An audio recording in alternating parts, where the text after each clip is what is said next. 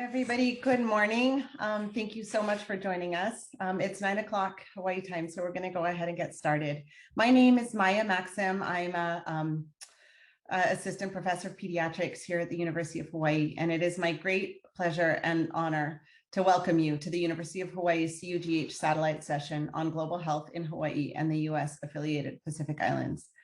For brief background, the University of Hawaii system is the only public higher education institution in the state of Hawaii and consists of 10 campuses across our islands. We work closely with many stakeholders in the Pacific region. The working group that designed today's session is truly interdisciplinary and includes members from the fields of medicine, nursing, public health, ocean sciences, and social sciences, all of whom will be expressing their own opinions, which may not reflect those of the university as a whole. Before we start, I would like to take this opportunity to shout out a special thanks to Dr. Gregory Maskarinic, whose vision and commitment made UH's participation in CUH possible, as well as to Dr. Amy Grace, who has worked tirelessly to make this session a reality. I would also like to take a moment to acknowledge that I'm speaking to you from land that rightfully still belongs to the native Hawaiian indigenous people of these islands. Islands which previously formed a sovereign nation that remains occupied by the US and whose people have never relinquished their sovereignty. Although there remains much to be done to achieve true health equity, we are excited to showcase our commitment to fostering health and well-being across Hawaii and throughout the Pacific. It is a real privilege to share with you today some of the innovative projects that presenters on this panel have undertaken in order to advance the health of all people in our region. We have a lot to pack into 3 hours, so I do want to mention at the outset that we will have only limited time for questions at the end. We would, however, be happy to put you in touch via email with any of our speakers to follow up on questions or comments that you may have. We'll be dropping our contact information into the chat from time to time during this session. We also encourage you to ask questions in the chat box, but we ask for your understanding if we're not able to get to all of them during the course of today's session. I will also keep introductions very brief to maximize time for our speakers. But for more information on today's speakers, please feel free to check out their bios. We'll post a link to that in the chat as well. And without further ado, I would like to go ahead and introduce our first speaker, Dr. Keawe Kaholokula, who is professor and chair of the John A. Burns School of Medicine's Department of Native Hawaiian Health. His research involves developing community-based and culturally relevant health promotion programs to address chronic disease inequities in Native Hawaiians and Pacific Islanders using community-based participatory research approaches. Go ahead, Dr. Kaholokula. Mahalo nui. First of all, can you see my slides on the screen? Awesome. As an introduction to, well, first of all, velina me ke ola yaka ko mai ke ia pai aina o Hawaii mai ka moko ke ave aka hele lani. Mai ka piko o ka pakipika ka moana nui a kia. That's a long way of saying hello to everyone from Hawaii. And we're so pleased to have you. And mahalo, Maya, for recognizing our indigenous communities here in Hawaii and the Native Hawaiians. As an introduction to Native Hawaiian health, my talk will focus on the impact of American imperialism and globalization on Native Hawaiian health. In doing so, I will highlight the impact of racism on the health of contemporary Native Hawaiians at an interpersonal systemic level, and conclude with my thoughts on decolonizing global health to achieve health equity for indigenous communities. And I hope to do all this in 35 minutes. Native Hawaiians are the descendants of the original inhabitants from the islands of the Hawaiian archipelago in the northern Polynesia, collectively known as Hawaii. The ancestors of contemporary Native Hawaiians settled in Hawaii over 1,200 years ago. Native Hawaiians in the United States make up 130,000 strong, with a majority residing in Hawaii. In Hawaii, we represent 22% of Hawaii's overall population. Centuries before the arrival of European settlers to Hawaii, our Native Hawaiian ancestors developed an elaborate and highly sophisticated form of government based on the concepts of kapu, people, places, and things held in strict regulation, and noa, people, places, and things free of restriction. Referred to as the kapu system, it was essentially a public health and resource management system based on social religious tenets to ensure equitable access to natural resources and the availability of these resources in perpetuity. These resources were strictly controlled, such as the use of fresh water and fishing. As part of this resource management effort, there was division of labor by social ranking, which ascribed different sets of behaviors and privileges to each. By all accounts, it was a highly effective public health and resource management system that ensured the availability and distribution of life-sustaining resources that minimize, if not eliminated, starvation, disease, and illness on islands with finite resources. Similar to the World Health Organization definition of health, Hawaiians, we have our own concept of health called Mauliola, which is a balanced state of spiritual, physical, mental, and social well-being beyond the mere absence of disease or disability. These aspects of well-being are related to the quality of a person's spiritual, interpersonal, and environmental relationships, as reflected in traditional Hawaiian values around ho'omana, reverence, ohana, filial piety, malama'aina, caring for the land, and aloha-aina, land stewardship, and loyalty to Hawaii and our ancestors.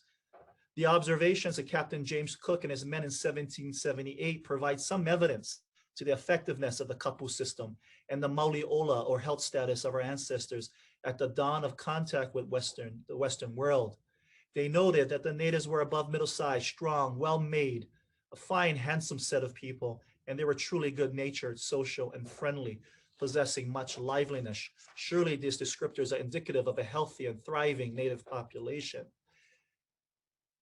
The relatively excellent physical health status, however, enjoyed by the indigenous population of Hawaii at the time of Western contact didn't last for long. It quickly changed. European, American, and Asian settlers introduced infectious diseases to the indigenous population, diseases towards which they had no natural immunity to ward off. The venereal diseases of gonorrhea and syphilis started the decimation of the indigenous population, followed by epidemics of cholera, influenza, whooping cough, Hansen's disease, measles, smallpox, mumps, TB, to name a few, between the 1800s and early 1900s. Consequently, the native population dwindled from roughly 800,000 in 1778 to barely 30,000 by the end of the 1800s, representing a 95% decline in a matter of a century. At the same time, drastic changes were imposed on Native Hawaiians. As the case throughout the Pacific in the 1800s, exploitation by foreign powers altered our island nations and way of life, placing the indigenous population at a political, social, economic disadvantage in our own homelands. Many of the types of commerce Westerners were engaged in, such as whaling and plantation farming, brought more foreigners, mainly of East Asian descent, from China, Japan, and the Philippines into our island communities as hired labor, which further marginalized the Native Hawaiian population.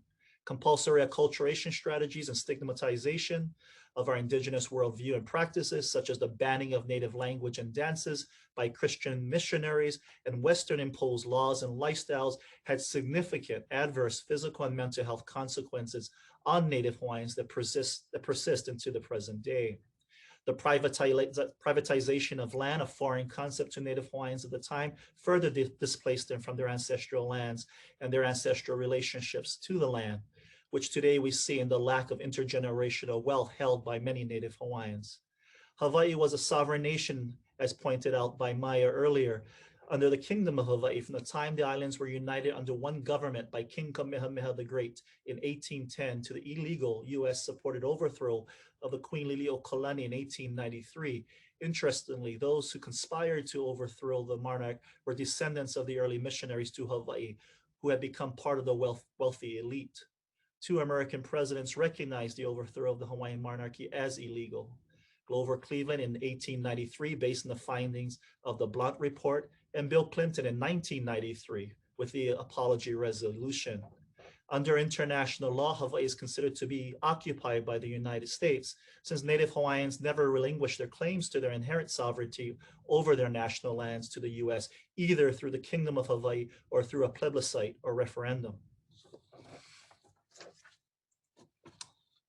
Beyond all doubt, during the 1800s, and based on this, the work of Dr.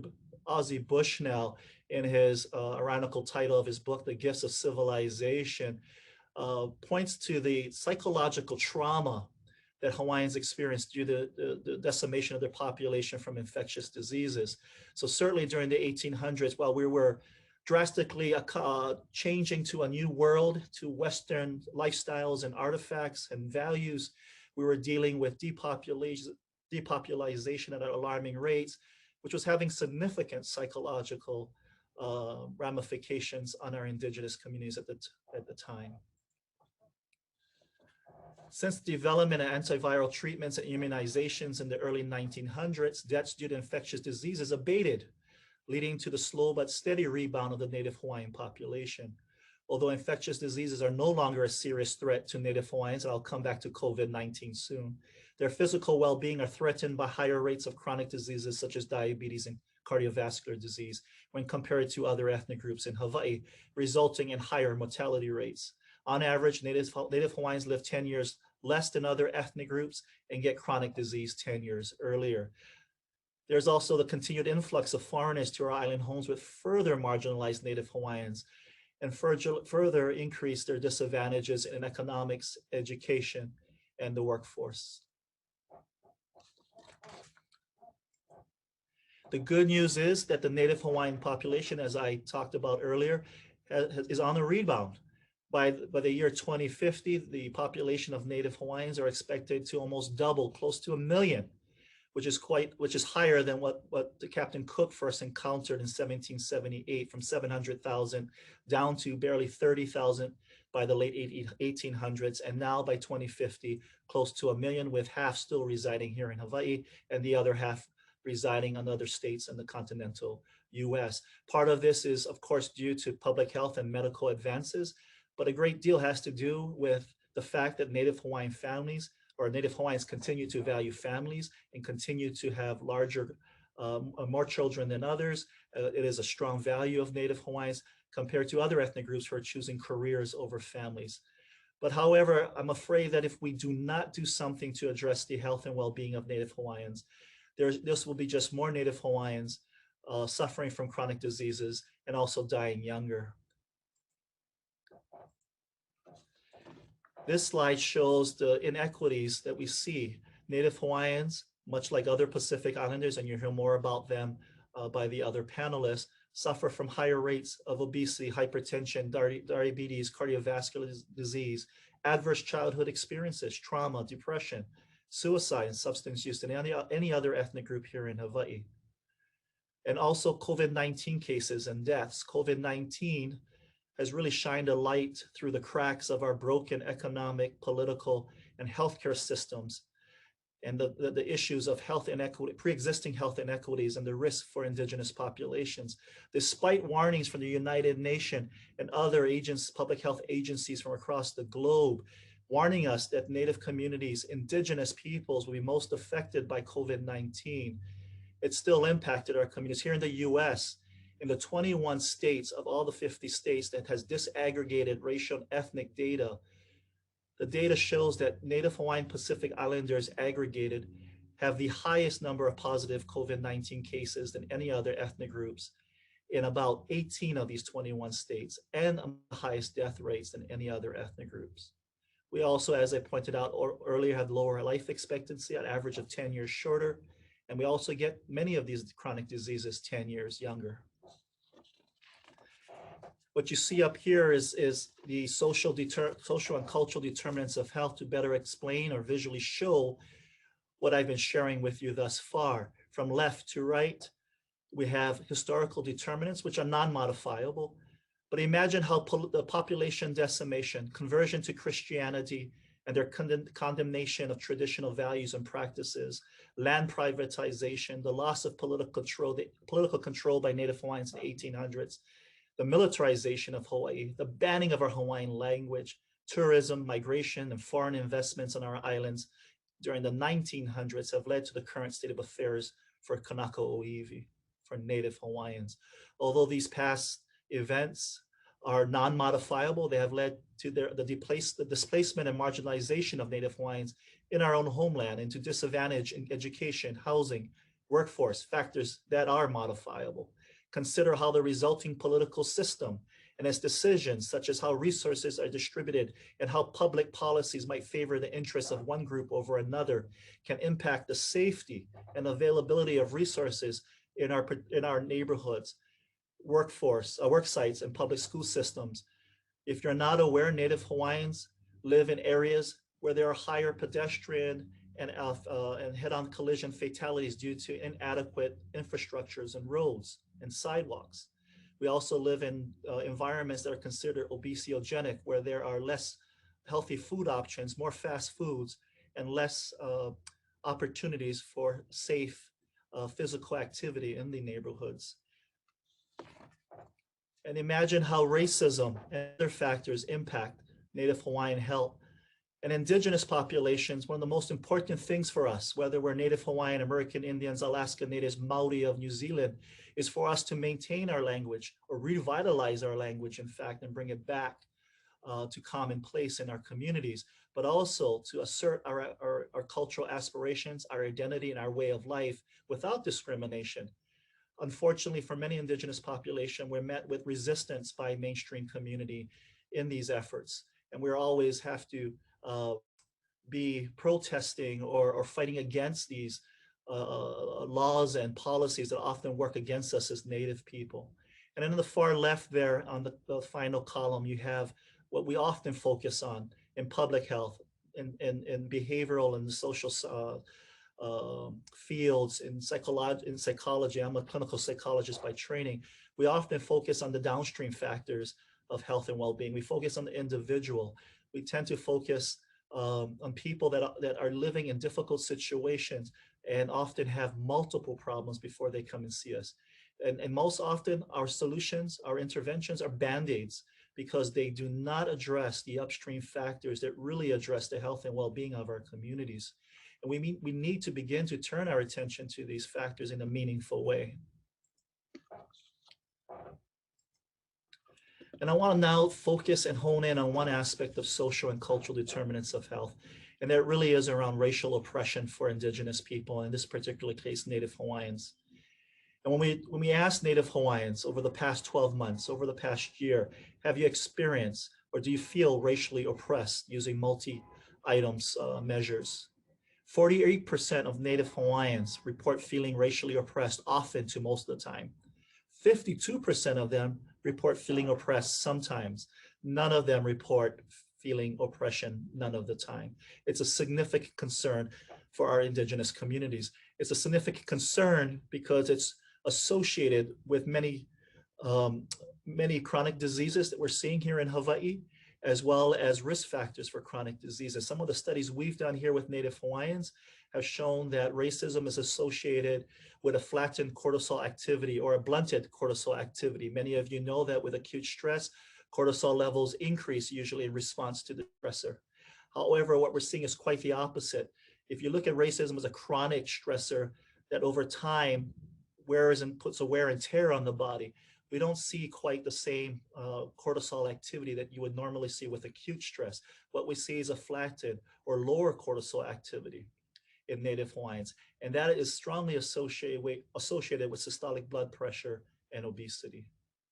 Faster cardiovascular reactivity and longer recovery is also seen by Native Hawaiians in response to stress, to racist stimuli. In studies we've done experimentally, in which Native Hawaiians were exposed to either neutral, blatant, or subtle racial stimuli, we found that their cardiovascular reactivity, how quick their blood pressure, their pulse, their heart rate increases due to, in response to that situation, but also how long it takes for them to recover back to baseline long after the stimuli is removed from the environment. And as we know from other studies, the length of recovery after the removal of a stressful stimuli is associated with risk for chronic disease in the future in many populations. And what we're seeing is that Native Hawaiians actually are more affected by the subtle racism than blatant racism. They have a longer recovery in response to that. And we're seeing the same thing in African Americans, and probably because with subtle racism, we don't know what to do with it, right? We spend a lot of energy trying to figure it out. With blatant, we can call it for what it is and develop strategies. If I go to a restaurant, I feel discriminated against by the waiter or waitress, I can choose not to go back there. I can choose to go on social media and share that with the world. However, with subtle racism, you don't know quite what to do. And that has a wear and tear on people when they cannot control those kinds of stressors or address them adequately. We're also seeing that racism, more experience with racism is associated with higher hypertension or high blood pressure prevalence in Native Hawaiians. And this is aside from age. As we know, older age is a risk factor. This is aside from social demographics such as education, other factors that could explain hypertension. We're also finding that racism is associated with the risk for obesity in Native Hawaiians. And other research around psychological distress is showing that Native Hawaiians experience more psychological distress as a result of the racism they're experiencing. But that this is operating actually through two specific coping strategies that we're identifying: venting and behavioral disengagement. Behavioral disengagement is much like kind of a learned helplessness a situation in which it's just, there's nothing that people feel they can do. And so therefore they just remove and remove themselves from a situation as best as they can, but it never gets resolved. The venting is really, as you can imagine, anger and frustration. However, this actually exacerbates the relationship between coping strategies and psychological distress among Native Hawaiians. And here on this particular slide, it really highlights the pathway by which racism affects the health, not just of Native Hawaiians, but most communities of color across the world. And I modify this from the work of Parodies and colleagues.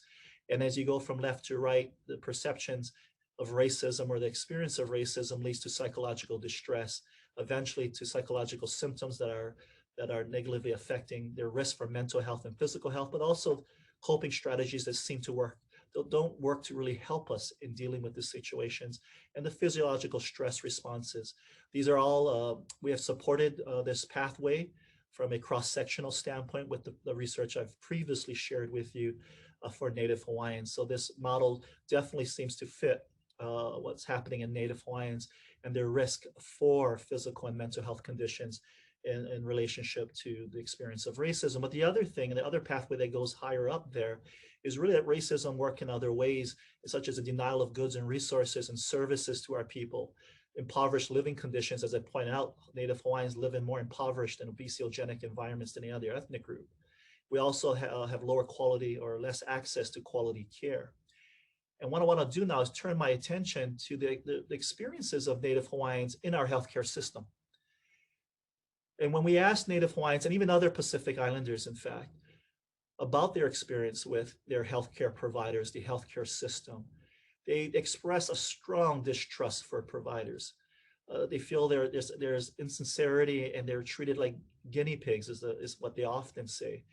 They express the experience of discrimination and maltreatment in the clinics and with the healthcare system, both overt and covertly, such as racism, weight discrimination, negative stereotypes and false assumptions, such as drug seeking, someone coming in for pain management, being blown off or pushed aside, thinking that it's just another Native person drug seeking. This is common complaints by Hawaiian, Native Hawaiian and Pacific Islander communities by the healthcare system, but also patient blaming. They also feel that they're being blamed for their chronic diseases, which is really disempowering for our people. And I've experienced this shadowing many healthcare providers in the clinics. I often hear, in response to a Native Hawaiian question about why do I have diabetes, doctor, the often quick response is, well, your family has it, your parents had it, it's genetic. But that is not entirely true. In fact, it actually tells the patient that they have no control because they can't change the fact that they're Native Hawaiian. We need to be more accurate in our responses to our patients, even though if it takes more time to explain, because it does lead to issues with disease management for our populations. They report cultural insensitivity that they experience, such as no or stereotypical understanding of one's cultural preferences for treatment, cultural mismatch between what's being offered in our Western systems and what they might prefer to manage their health and well-being. No offering or recognition of ethnocultural healing practices, despite the availability of them in our communities. But they also feel uncomfortable in many clinical settings that they go to, which discourages them from seeing their physicians and their healthcare providers on a regular basis. They also report staff and other members being rude, dismissive, and verbally abusive. This is not unique to Native Hawaiians, by the way. It's a very common experience by most Indigenous communities here in Canada, First Nations, in the US with American Indians, Alaska Natives. I have colleagues, Aboriginal colleagues in Australia that report the exact same situation, if not worse, and Maori and other Pacifica peoples in New Zealand. So the question is our healthcare system culturally unsafe for Indigenous people? Well, it is culturally unsafe and may inadvertently perpetuate health inequities, because what happens when people distrust or have a distrust for our healthcare system? They delay or avoid seeking healthcare.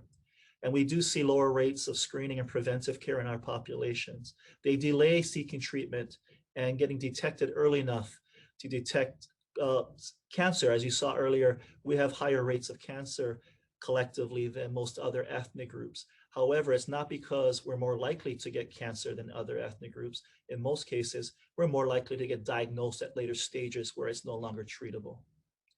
We also experience poor quality of care or inappropriate care, misdiagnoses, such as in the mental health field, often seeing things as psychoses or misdiagnoses, having schizophrenia, schizoaffective disorders, when really it's cultural factors that are leading to some of their mental health concerns. There's patient blaming, as I alluded to earlier, that Native Hawaiians are reporting at high numbers. And again, dismissing vital signs and symptoms of pending problems as character flaws or attributing them to negative stereotypes, and higher morbidity and mortality as a result of that. So what are Native Hawaiians, much like other Indigenous Pacific populations, asking for? Well, first of all, we're seeking to revitalize our culture that was taken away from us essentially for all these years because of forced acculturation and the diminishing and devaluing of our cultural practices and ways of being. We're seeking to revitalize our traditional practices, our languages, for example, our traditional diets that were healthy at one time, forms of physical activities that are relevant to us, and better resource management to have sustainable resources for our people and our communities and future generation. When we ask Native Hawaiians about their Hawaiian identity and how important it is to them, despite, as many of you know, Native Hawaiians, like many Indigenous people, because of the years of colonization, we have intermarried pretty regularly with other ethnic and racial groups, so we're very mixed ethnically. But despite that, all Native Hawaiians, regardless of their ethnic admixture, 93% here in Hawaii strongly identify with their Native Hawaiian heritage and culture. 80% strongly believe it is important to maintain our unique cultural values and practices for our psychological well-being. Preference for Indigenous approaches to health promotion that consider our spiritual and cultural values because of the distrust towards Western medicine are very important to our people, which really led us to consider, are there culturally grounded approaches to health promotion that we could do here in Hawaii? So changing the paradigm of health promotion from European-centric Western approaches to those strategies and approaches that are more in line with cultural Indigenous values and perspectives. And what we did was, about 10 years ago, we started this journey to look at hula, our traditional dance here in Hawaii. It's one of the cultural hallmarks of Native Hawaiian culture and community, something that is very much valued in Hawaii, but it's also a way to maintain our culture, our language, and our cultural history and traditions, because in our hula, in the music, the chants, the mele that accompany the hula are the stories, history, the genealogies of our ancestors, are the stories of our natural environment and our relationship to those natural environments. So we worked with our kumuhula or hula master, hula experts, cultural practitioners across Hawaii many years ago. One of them here that you see in the picture in the middle there, to the left with the ukulele, is Kumuhula Mapuana de Silva of Halau Mohala i Lima. She is a revered, well-respected kumuhula here in Hawaii with a very large hula school, cultural school in Hawaii. We worked with her in developing a hula intervention based on hula that we could leverage for health promotion to address cardiovascular disease risk in Native Hawaiians. And we did this over, again, a course of 10 years, really engage our native community, both the kumu hula or the hula experts, to make sure that we were doing it right, that we were true to the fidelity to the cultural practice was there. We weren't hula-sizing it or changing it to fit Western convention or standards, but we're maintaining the integrity of hula as it would be taught as a cultural activity in a bona fide hula school here in Hawaii. And we did this, and we were able to develop a hula intervention that could be standardized, believe it or not, despite maintaining its cultural integrity, so that we could look at it scientifically across different communities. And over the course of time, we did some pilot studies. We looked at the METs, the metabolic equivalents, and lo and behold, actually hula at its highest intensity is equivalent to a pickup basketball game and tennis in the amount of the level of intense physical activity that you get. So we really believe that hula could be leveraged for health promotion, but it's not just a physical activity aspect. What people were telling us and what Native Hawaiians wanted and what they loved about hula is that it addressed not just the physical aspects of a person, but the spiritual, cultural, emotional, and social, because it's done in groups with others.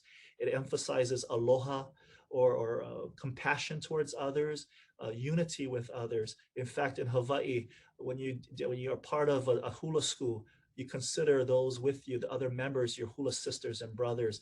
And it's always emphasized the sense of family and commitment to each other, the collective well-being. And we believe we could leverage this for health promotion in meaningful ways. Many times, Native Hawaiians, other indigenous people, people of color, all of us, in fact, are asked to do things that are not natural to manage our health and well-being. You know, Native Hawaiians who work in a state where there's a high cost of living, they often have to work 2 jobs. Who has time for physical activity or making time for that, or even getting fresh fruits and vegetables? They often are forced to go through to fast foods to get their meals as they're going from job A to job B in a matter of an hour in traffic. We had to find more natural ways, culturally relevant ways to help Native Hawaiians. And in fact, we actually involved other Pacific Islanders, and I'll share that a little bit more about that if we have time. But basically, over 5 years, we're able to offer a 6-month intervention based on hula as the basis of the health promotion. We enrolled 263 Native Hawaiians from across 3 islands in Hawaii.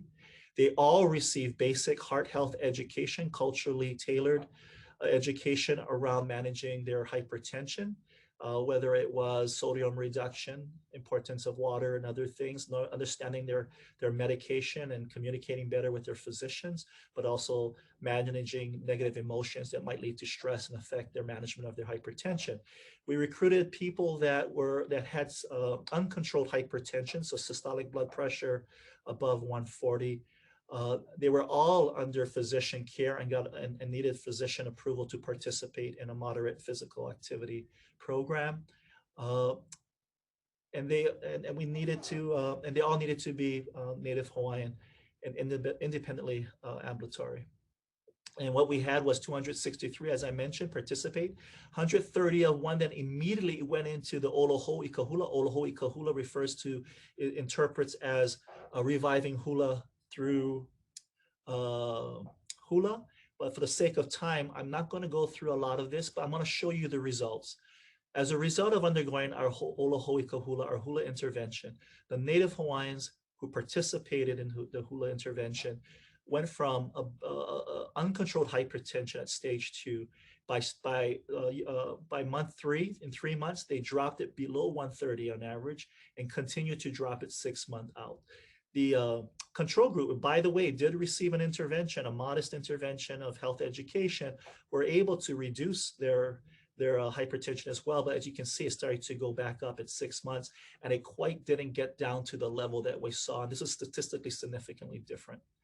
And when we looked at those who actually are considered controlled at the end of 6 months, meaning their blood pressure, systolic and diastolic went below 130/80, 45% of them in the intervention group got got to that level, whereas only 21% the control, and it was statistically significantly different.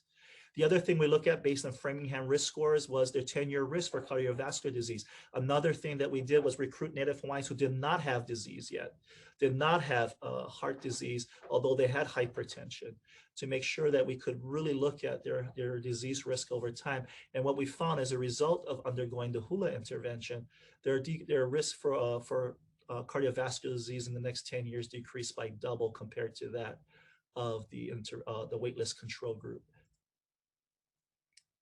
So with the 5 minutes remaining in my talk, I really want to now come to the idea of decolonizing global health. The thing that we're in our indigenous communities, working with our Pacific Islanders, Native Hawaiian communities, we're really finding that we really want to turn our attention to shifting the paradigm of health promotion away again from Eurocentric concepts to that of indigenous concepts and perspectives. I like to use the quote here to share with all of you from Elijah Anderson, an African-American sociologist here in the United States. And his quote here really speaks to how many indigenous people of communities of color feel when they're working in these spaces around health promotion. And white people typically, and he states, white people typically avoid or brown spaces, but Black or brown people are required to navigate the white spaces as a condition of their existence. And we need to change that. So the criticism of global health, there are several criticisms I want to highlight here. There are more criticisms of global health, but some of them have to do with, one, the solutions that often are employed or used or developed in global health come from high-income countries that are made to fit low to middle-income countries. It's almost a paternalistic approach. And we see that here in the US. We tend to say, well, evidence-based intervention should be used in our communities, but the evidence for which those interventions were gotten were from predominantly white samples, not communities of color. Therefore, we don't see the level of effectiveness when you actually use them in our communities at the same level you see with white samples or white populations. So we need to move to solutions that need to be based on cultural and local values, practices, and contexts that leverage existing assets. So we need to indigenize our approaches. The other thing is in global health, there's Eurocentric paradigms, neocolonialism that is pervasive in global health. It's very still illness and disease focused, and to some degree, individual focus as well. The biomedical model still prevails in this arena. We need to shift to indigenous paradigms of health promotion that are holistic and harmonious with the natural world, that are wellness focused. And as we saw with the hula intervention, by the way, I should mention that the hula intervention did get, at the end of 12 months, 87% people of the participants remain in the study, which is unheard of for a clinical trial with people with indigenous populations. The other criticism of global health is that there are power differences between Western scientists and experts engaging in these spaces, and indigenous or low to middle income scientists or experts from these countries that are low to middle income. So it's a marginalized kind of approach, similar to what we're experiencing in the population health and public health arena here in the US. We continue to be marginalized, dominated by other perspectives. We need to be integrated into these approaches meaningfully. We need to have our own indigenous researchers and experts. As we saw when we engaged the hula community experts, we found a solution to hypertension and the risk for cardiovascular disease. And that solution is well received, innovative, and sustainable. By the way, the communities that participated all maintained the intervention, the hula intervention, because of the capacity built and the outcomes. And we continue to disseminate that. Finally, there is inequitable access to scientific knowledge and discoveries that do not reach or benefit all communities in need. But often our medications, our solutions are costly and don't reach the communities that most need it. We need free exchange of scientific knowledge and make scientific discoveries available to all communities in need. We need to become equitable. So I leave you with all this. And I mahalo, thank you for your time. I also just want to quickly recognize with the last few minutes last minute that I have, that, all of you, the organizers of this virtual conference and the other presenters from Hawaii and Maya for hosting this along with Amy Grace. I got to recognize the National Institutes of Health who have funded much of the research that I presented to you on Native Hawaiian health. But I do have to say that I'm to blame for anything that I say. They are not responsible for what or hold the opinions, or they are not official views of the National Institutes of Health. But most of all, I want to mahalo the Native Hawaiian and Pacific Islander communities here in Hawaii, who are really showing the scientific and healthcare community a path to health equity for us. No leila mahalo ya oko. Aloha. Thank you, Dr. Kaholokula, for that informative and wide-ranging presentation. Now I would like to introduce you to Drs. Neil Palafox and Lee Buenconsejo, both of whom are professors of family medicine and community health here at the University of Hawaii John A. Burns School of Medicine. Dr. Palafox is also professor of cancer prevention and control at the UH Cancer Center, while Dr. Buenconsejo is also associate dean for academic affairs for the medical school. Thank you. Go ahead. Firstly, I'd like to mahalo the traditional Kanaka Maoli, the landowners of Hawaii, for the space to speak about the Pacific. I'm Neil Palafox, and Lee and I will be tag teaming this presentation to speak about the U.S. affiliated Pacific Islands and the Cancer Council of the Pacific Islands. Next slide, please. So disclosures, we have no financial or commercial interest. We're not trying to sell you anything, no off-label pharmaceutical products or medical devices.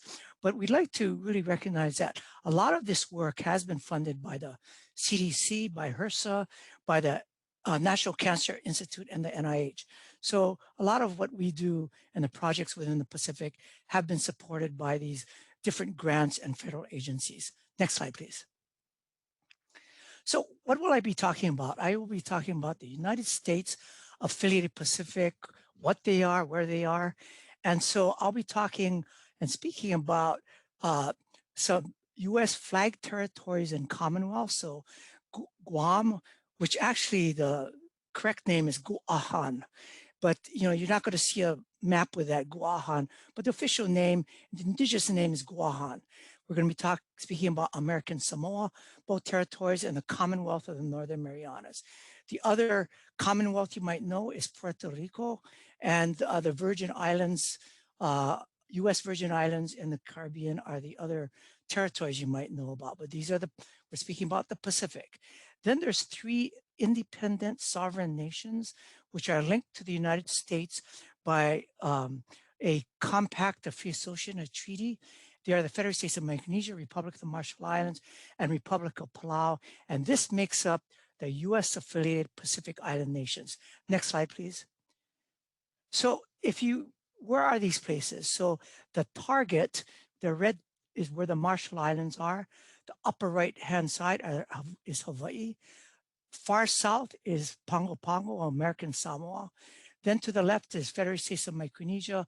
Way to the far left is the Republic of Palau, and to the north of that is Guam and the Northern Marianas. So this is the US affiliated Pacific. Next slide, please. So next slide, please, or hit the next one and next one, just to share the distance of these areas. From Honolulu to Palau is an 11-hour jet ride. It's a very far distance. It's 5.5 hours from American Samoa to Honolulu, and it's 10 hours from Honolulu, or 9.5 to the US East Coast. So we're talking great distances that the US Pacific covers, and it's often called the islands all together, north and south, are called the Blue Continent. It's the biggest continent all over, separated by ocean. Next slide, please. So what are the populations of the US affiliated Pacific? American Samoa, about 55,000. Commonwealth and Northern Marianas, 54,000. Guahan is about 164,000 actually currently. Federal States of Micronesia with the 4 states is about 102,000, the most populated. is CUGH state. It used to be called Truck. The correct name is CUGH. And these other states that are involved, the smallest is Kusai, formerly called Kushrai. That's the anglicized name, is Kusai, is about 7,000 people. Then Palau or Belau is 20,000 people, and the Marshall Islands is about 54,000 people. Next slide, please. So, you know, one of the things about looking at the Pacific and who they are and related to who we are is all these places are geopolitical and migration definitions. The Pacific is divided up into Micronesia, many small islands, Polynesia, many islands, and Melanesia means the people, a lot of melanin, they're darker people. So if we talk about the US affiliated Micronesia, we are talking about Chamorro. They were called previously Chamorros. Correct name, Chamorro. There's Carolinians, Palauans, Marshallese, Chukis, Yapis, Kushayan. And between the US affiliate Pacific, there are 23 different languages. None of these languages overlap each other. They're very different. You can't go from one place to the other and automatically understand. They're very different. In fact, Chuk alone has 5 to 7 different major languages. But you know, when the map makers made this and the political makers made this, they divided it into different ways. Polynesia, Native Hawaiians are Polynesian, but the Polynesian part of US affiliate Pacific is Samoa and American Samoa. And there's also some Samoan migration into several places into Federated States of Micronesia. So it's my way of saying, when we look at this, we have to figure out who is determining how these things are divided up and what that means. Next slide, please. So colonial political rules. So Guam was a US territory actually from 1898 following the Spanish-American War. Japan took it over for 2 years in World War II, and then 1946, the US won it back. And so Guam was actually a US territory since 1898. American Samoa was a US territory since 1900. And in 1904, one of the islands, Manoa, which is right off the main island of Tuatila, were U.S. territories. Now, one of the things about colonialism and political rule, Samoa was split by Germany and the United States, and that's how Samoa, the country of Samoa, became American Samoa, U.S., and then Western Samoa, which is Germany, then went to be administrated by New Zealand. Next slide, please. So the Northern Pacific, now we're going to enter into North Pacific and Micronesia. So Northern Pacific was under Spain, Germany, and Japan for many, many years. As you can see, 1500, 1860, and Japan took it over. Then the United States stepped in. And so at the end of World War II, there were all these islands that the United States saw and kind of said, you know, we need to have these areas for our strategic defense. And so they took them under trusteeship, the Northern Marianas, Palau, Chuk, Yap, Kusrai, Pohnpei, and the Marshall Islands. They never worked together before. They all speak different languages, but the US said, we are going to administrate you as one body and trusteeship. It became the trust territory of the Pacific Islands, or TTPI, and was a strategic trust. Next slide, please. And so under the TTPI, the United States set up military bases, a base in the Marshall Islands, currently the Reagan Missile Range. It is one of the centers for our strategic defense initiative currently. We began US nuclear weapons testing program in the Pacific in 1946.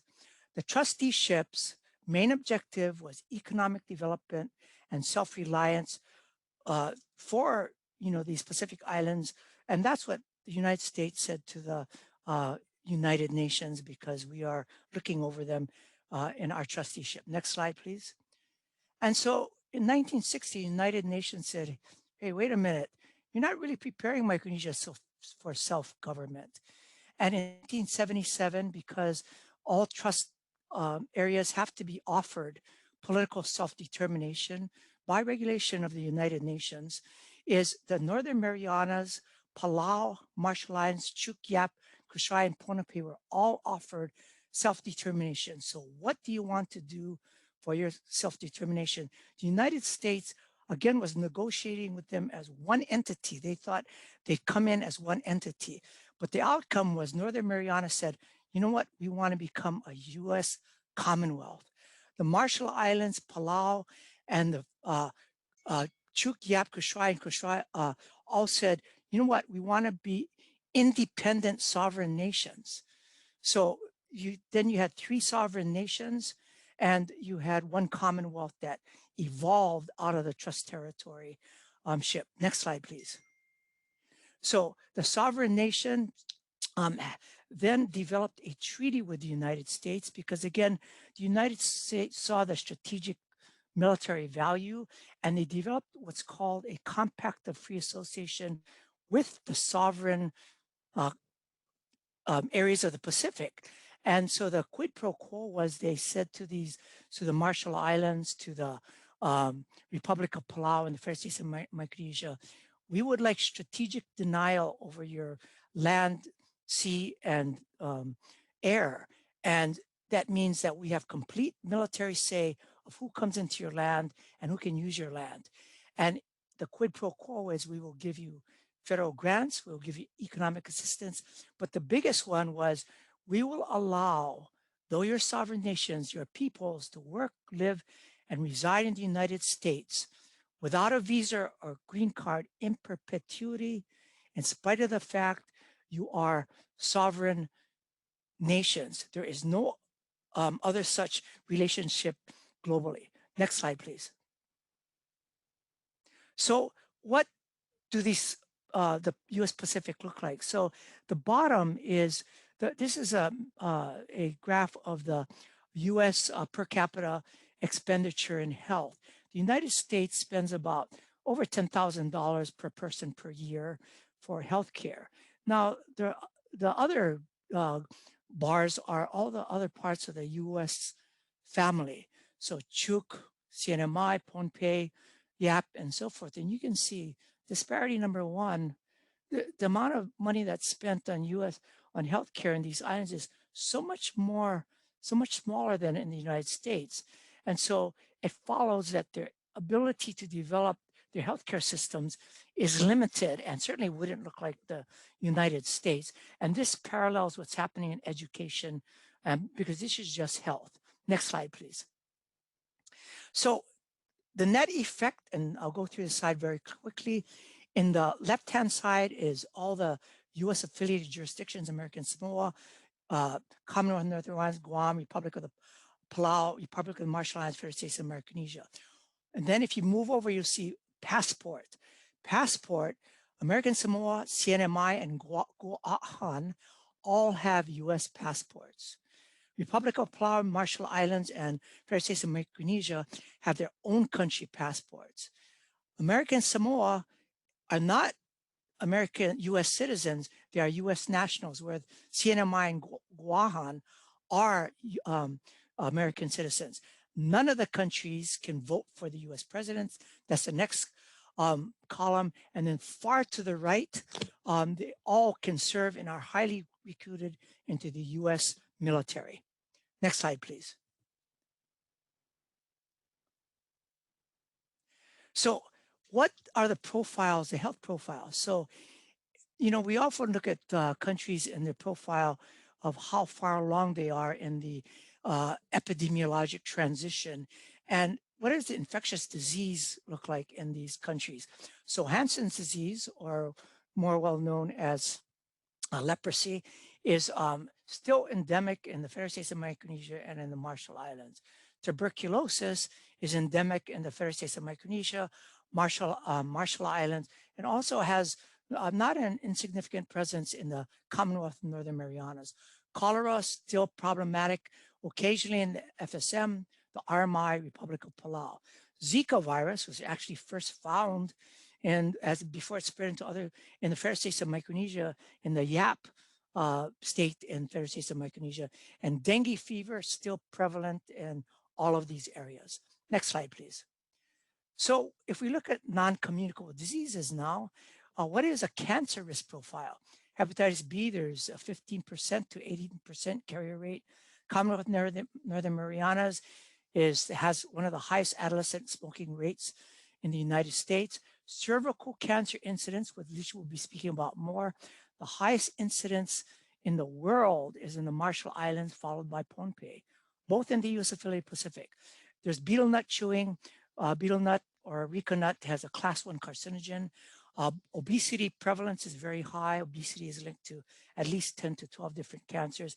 And then there's a US nuclear weapons testing program, and it's linked to cancer. Next slide, please.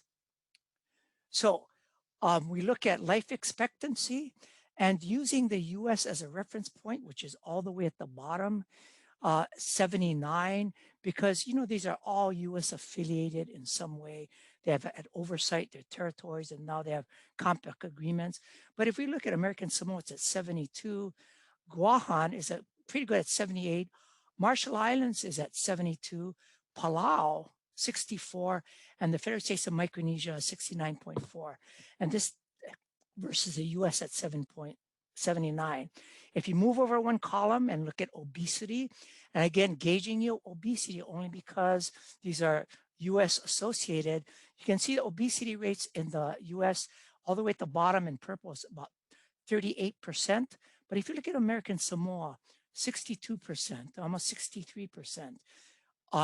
Guahan, actually it's because when you aggregate all the populations, it's 28.3%, but the indigenous Chamorro population is probably about 40%. Marshall Islands is about 4%, Palau 37%, and on downward. But you can see quite a bit of obesity in these areas. And one more column over, using the US again as a reference range, down at the bottom, it's 9.4%, but going down, you can see American Samoa, 47.3, Marshall Islands, 26.8, Palau, 21.8%, and onward. So again, much greater than the United States. And so again, not doing too well with, you know, compared in a comparison in many of these risk factors. Next slide, please. So what causes most deaths? Commonwealth Northern Marianas is the first slide. And where I want you to focus is this a busy slide, but look at the 2019 column. You can see 2019 there, and the first four, 1, 2, 3, 4. But you can notice on the right-hand side, they're all, the most common cause of death are all chronic diseases. And if you look at the percent change, the shift from 2009 to 2019, there is a great delta, which is all positive in chronic diseases. Next slide, please. Now, this is the same look, but at American Samoa. 2009 to 2019, the first four, ischemic heart, diabetes, stroke, chronic disease. The delta is all positive in chronic disease deaths. Next slide, please. This is the same look at Guahan, commonly known as Guam. Correctly, it's Guahan. The first four, ischemic heart disease, stroke, lung cancer, chronic disease. The delta is huge in a change from 2009 to 2019, all positive, 60% in chronic kidney disease. Next slide, please. Federal States of Micronesia, ischemic heart diabetes, stroke, same story, big deltas, all in the positive direction. Next slide, please. Marshall Islands, ischemic heart disease, stroke, diabetes, and then COPD, all positive. Lower respiratory tract infections, which tend to be infections, has moved down on the list with a minus 12%. Next slide, please. San Palau, same story. So the message is non-communicable disease are outstripping everything in these areas. Next slide, please.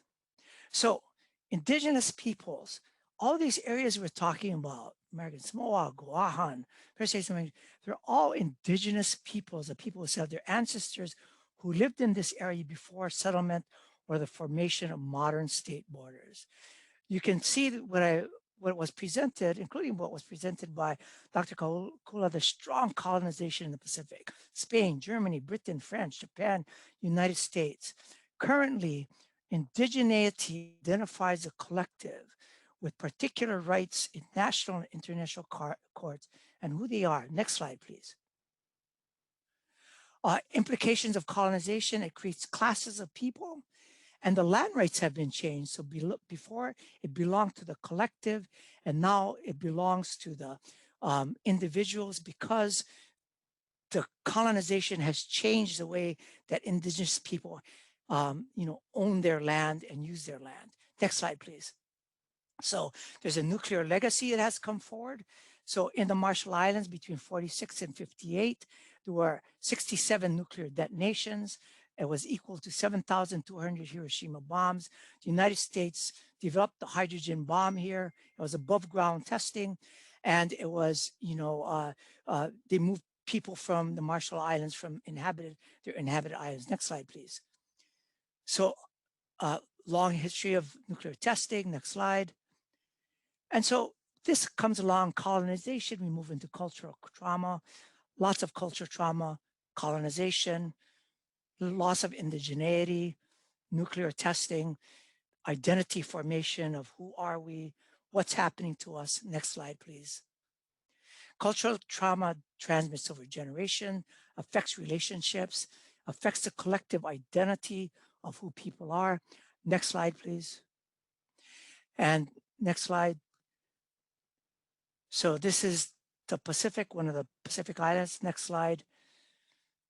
And so Western influence on climate change, droughts, lack of water. Next slide. Flooding of the taro patches because of sea level rise. Next slide. So the compact, what has it done?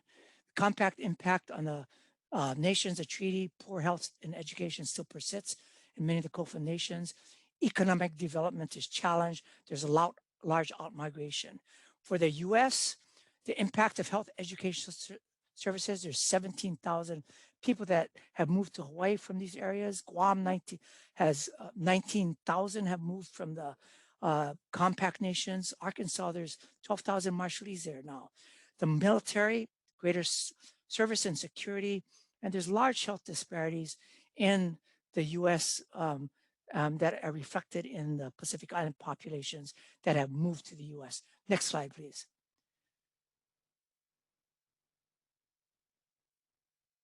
So these folks have moved all over the United States, and I'm now handing it over to Lee to take us to the next set of what we'll be talking about in the Pacific. Over to you, Lee. Great. Thank you, everyone. And thank you, Neil. Thank you to the conference organizers and certainly to my fellow panelists. Sorry, apologies for my voice. So you certainly heard the background of the US Pacific, and this really has influenced the work that we've done. Neil highlighted the small numbers and the small populations, and therefore the importance of speaking with one voice, which is not easy to do if you're small and way out away from Washington, D.C. or Atlanta or elsewhere. But it's actually critically important because when you have a population of 7,000 people versus a population of 40 million people, yet with just as bad health disparities, you're going to listen to the 40 million people. So briefly, this is just a history of how the collective effort, the regional effort, started out in the US Pacific.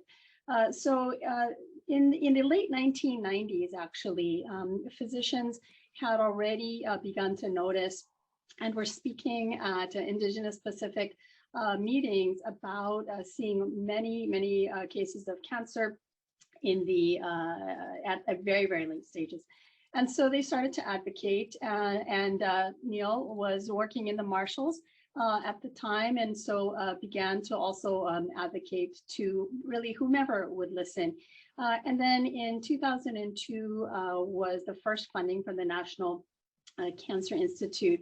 But at the time, there was really no data. And so one of the first things that was done was the Pacific Cancer Assessments, which was the first approach that was actually uniformly done to look at the prevalence of cancer and their medical record system and whatever shape that was in, as well as the capacity for treatment. From there, with the Pacific Cancer Assessments, themes were identified, and then we began the process of leveraging resources and numerous partnerships. And so, let me just make sure here. Okay. And then, so then in 2004 was the advent of the CDC Comprehensive Cancer Control Funding. And the CCC program had existed in the United States prior to this, but in 2004, a planning grant opportunity was presented. And by then the CDC had known of our work. Neil had advocated at the President's Cancer Panel, and Dr. Harold Freeman, who was the head of the National Cancer Institute, Center for Health Disparities at the time, also advocated, et cetera. And so they encouraged us to apply for the planning grant, and thus began the Comprehensive Cancer Control effort, which is really a partnership between the community and all sectors with public health and the health systems to try to address the spectrum of cancer control. Around this time in 2004, we also received the HRSA grant in partnership with Christina Higa, whom you'll hear about at the end of our panel, but really to look at continuing professional development. And so in the 1980s, the University of Hawaii had a program called the Pacific Basin Medical Officers Training Program, but that was in the 80s, and that program ceased. But in the over 15 years since, there's actually really no system for continuing education or continuing professional development. And so the pact was formed along the same time as the CCPI, and there were many, many, many synergies. In 2005, our partnership grew, and what I want to highlight here on the bottom right is that, again, data was sorely lacking. It was really truly all over the place. Cancer records existed in private logbooks to loose leaf pieces of paper scattered all over 10 physician desks, ranging to charts that were sort of organized according to the international standards, but perhaps not, et cetera, et cetera. And so the CDC granted us some discretionary funds to do an assessment of the registry, really to see, is it possible to have a regional registry, and what options, the CDC, National Cancer Institute, a third party, or the WHO registries. In 2007, with all of the work that had been done, each jurisdiction applied for their own implementation funds for the Comprehensive Cancer Control Program. And then we were also awarded the National Program of Cancer Registries, or the NPCR funding, as the bona fide agent on behalf of the US Pacific. So what does that mean? So remember, we talked about the very small populations. So the total populations of everyone in this big blue circle here is actually less than 440,000. And because of the immense cost and infrastructure and training needs of cancer registries, of high quality cancer registries, the CDC made a decision to only grant the registry funds to those registries serving populations greater than 450,000. So the University of Hawaii became the bona fide agent on behalf of all of the jurisdictions. And we continued to, of course, grow our partnerships. The other important thing that happened in 2007 was the first REACH funding. REACH is the CDC's racial and ethnic approaches to community health. And it really is the first program that truly understands community and community needs. And so you heard Keave and Neil speak about Indigenous approaches. And again, with the REACH program, this was the Pacific's chance to look and assess and say, hey, these evidence-based best practices that were developed at the National Cancer Institute really do not apply in our settings, but here's actually what does. And so that's where the policy environmental work and other things started with the REACH grant. And so this is today just a snapshot really of the partnership that has existed since the early 2000s.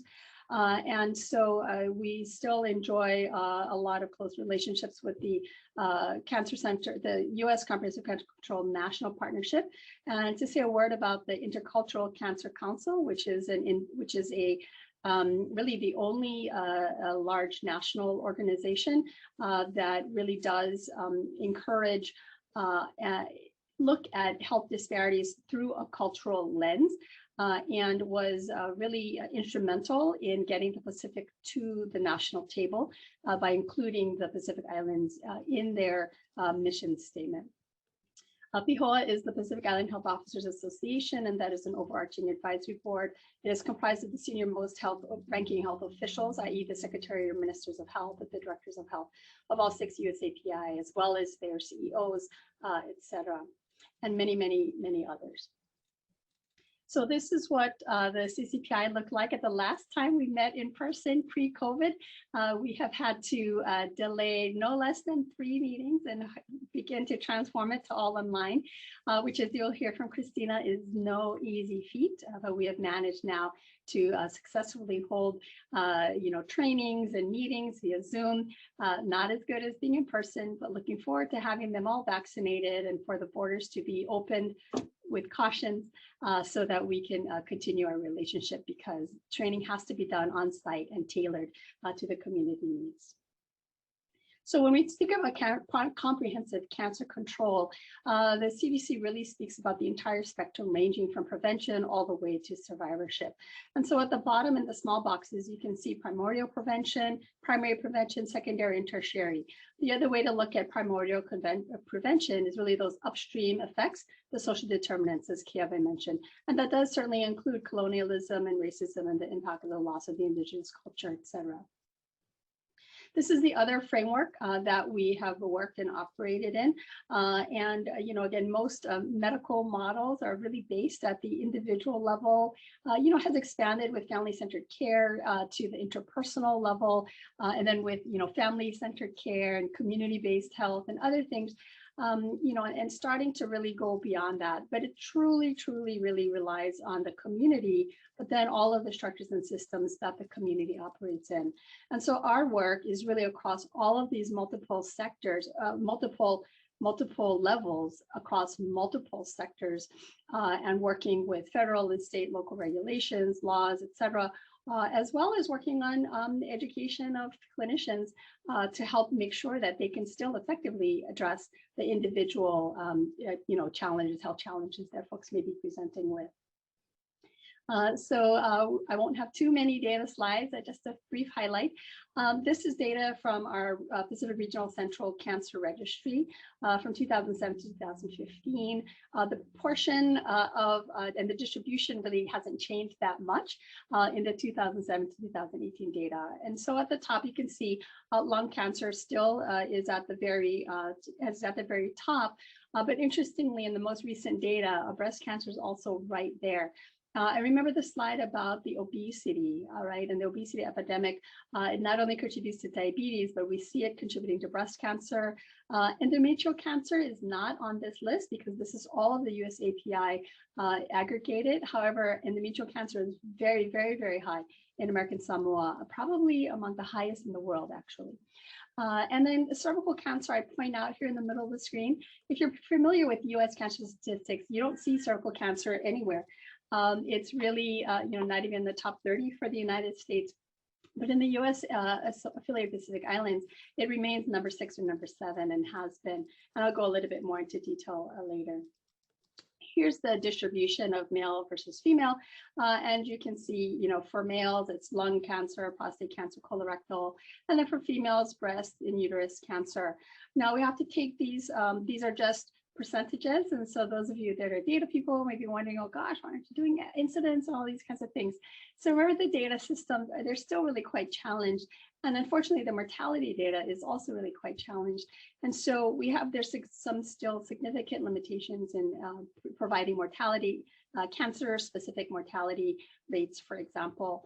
And because of the lack of screening, which I will get to, we feel that a lot of this actually is underreported. And despite the underreporting, the statistics are still pretty bad. So just very quickly, what is the cancer registry? So a cancer registry, a population-based cancer registry, really takes cancer data from all facets of the population, not just the hospital, but there may be cancers diagnosed in certain private clinics or surgery centers, et cetera. And so the Pacific registries are population-based registries, but it was critically important that each jurisdiction own and control their own data. Sometimes this is still really hard and sometimes needs frequent explanations and reminders to our federal partners because they're like, why don't you, if you're running short or somebody, leaves or finds a better job or moves to the United States, then just have another registrar go into another country. Well, that would be the equivalent of a registrar from Hawaii going into Canada to the National Registry in Canada and say, hey, I'm here to abstract your data. Totally a showstopper, right? And so that's how the Pacific Regional Registries are set up. So they're individual registries. They own and control their own data. However, it is reported centrally, and we do a lot of data cleaning and other kinds of things to make sure that it is really of the highest quality based on the data that we have. So this is a busy table, and I just want to highlight something. So this is from 2007 to 2015, the adult cancers. These are the incidence rates. At the top, ASR is age standardized rates. And so when we do our data, because we have freely associated states, which are independent countries, sovereign nations, and because we have US territories, we do our analyses both ways, i.e. adjusting to the US standard population, which is the middle column, United States ASR. But we also standardize to the world population because again, depending on who our audience is, who our funder is, it may be more interpretable in global terms than in US terms. Nevertheless, it's like, oh, it's a bunch of numbers. Okay, well, let me highlight a few things. So with liver cancer, it is four times higher in the US Pacific than in US males, and 3 times higher in Palau and Yap. And remember, Neil spoke about high rates of hepatitis B. What he did not speak about were the, unfortunately, still high rates of chronic alcohol use in many of the males in the US API.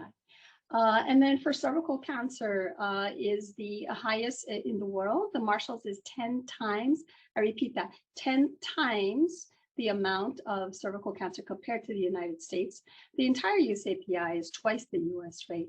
Pohnpei is 4.5 times the US rate. And you might imagine, I alluded to screening. We'll talk about that a little bit more. Now, tobacco-related oral pharynx and cavity, you're like, gosh, why do you separate it out? Well, we separate it out because of betel nut. And the betel nut or the areca nut, again, it by itself is carcinogenic. And in the US API, they like to chew it with tobacco, sometimes alcohol, et cetera, and other carcinogens. And so we see in Yap, it is almost 4 times higher than the United States. Nasopharyngeal cancer is really quite interesting. We don't exactly know why, but it is a focus of study at the Cancer Research Center of Guam. But very high rates of nasopharyngeal cancer. And then, so in summary, higher than the US is liver, cervix, uterus, and then lower than expected incidence in the screenable cancers. And it's because of the lack of screening. So that other slide was just actually, let me back up. Briefly. So the other way that we present the data, again, you want to have data that's useful and tailorable for different audiences. And so with our comprehensive cancer control programs, it's addressing the spectrum of disease.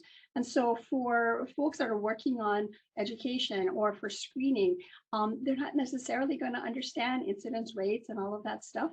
And so we present it a different way. So just take Guam, for example, over half of their cases are related to tobacco. 30% of cases are related to obesity, meaning endometrial cancer, breast cancer, colorectal, all of the cancers that are strongly associated with one of those risk factors. The columns that are highlighted in yellow are particularly important because they are the focus of many of the comprehensive cancer control efforts.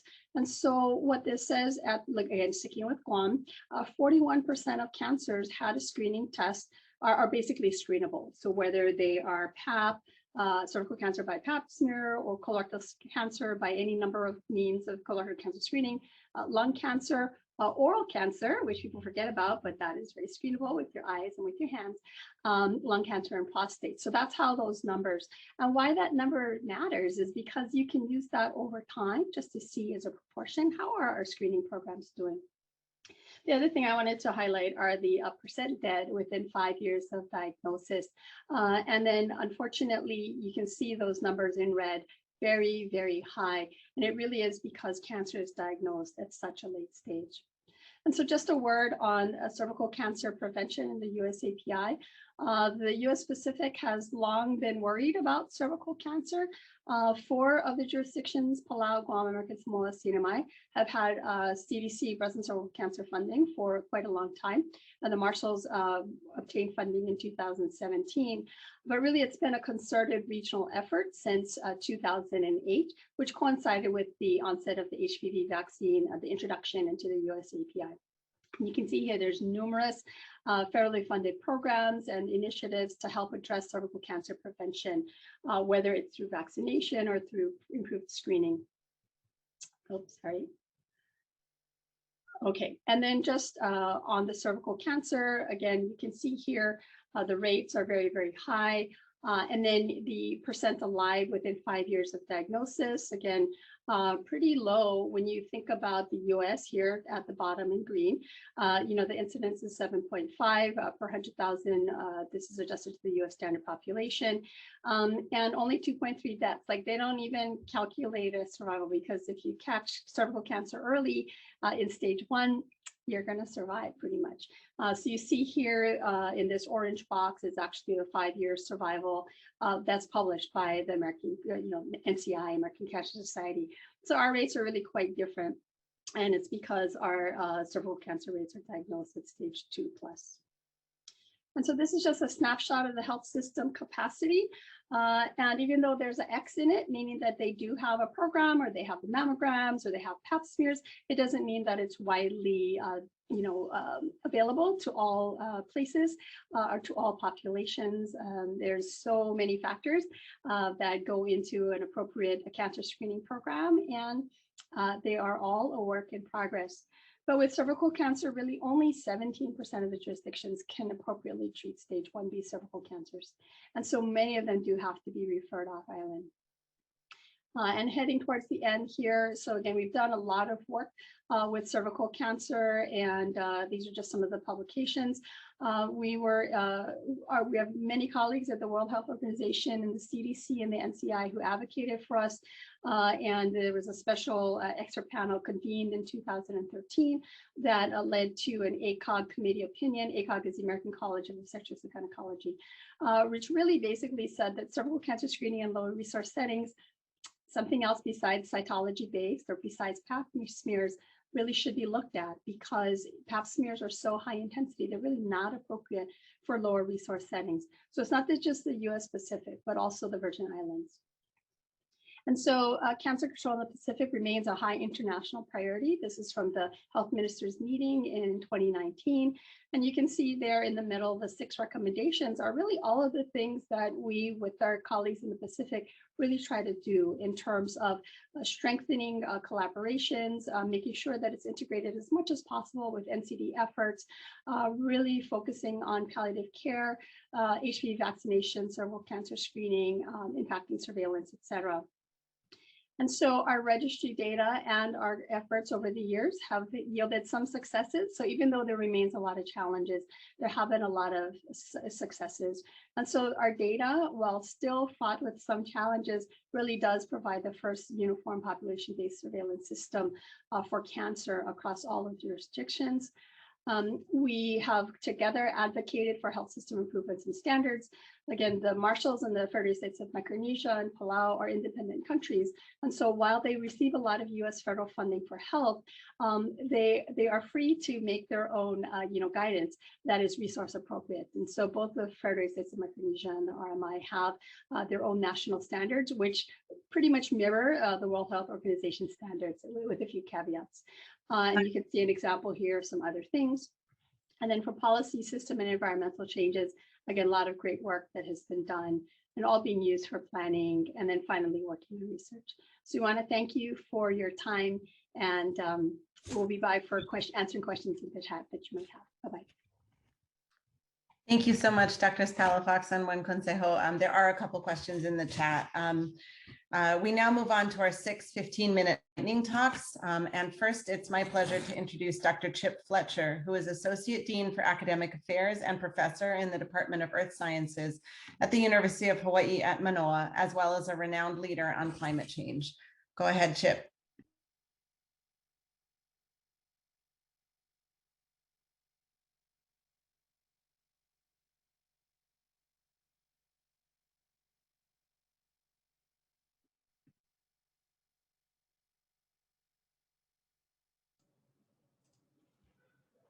There we go. Can you hear me? Yes, we can hear you fine. Thank you. Okay, good. Thank you. Sorry about that. Thanks, everybody. Wow, what a couple of amazing talks this morning. I was riveted. Thank you so much for sharing your amazing work. I am going to do a brief review of climate change impacts that are occurring already and that are modeled, projected to occur in the near future among the Pacific Islands. And so I'm going to begin by talking about natural variability in the climate system, tropical cyclones, marine heat waves, sea level rise, increasing air temperature, changing precipitation, and then threats to marine ecosystems, the agroforest, and food and water security.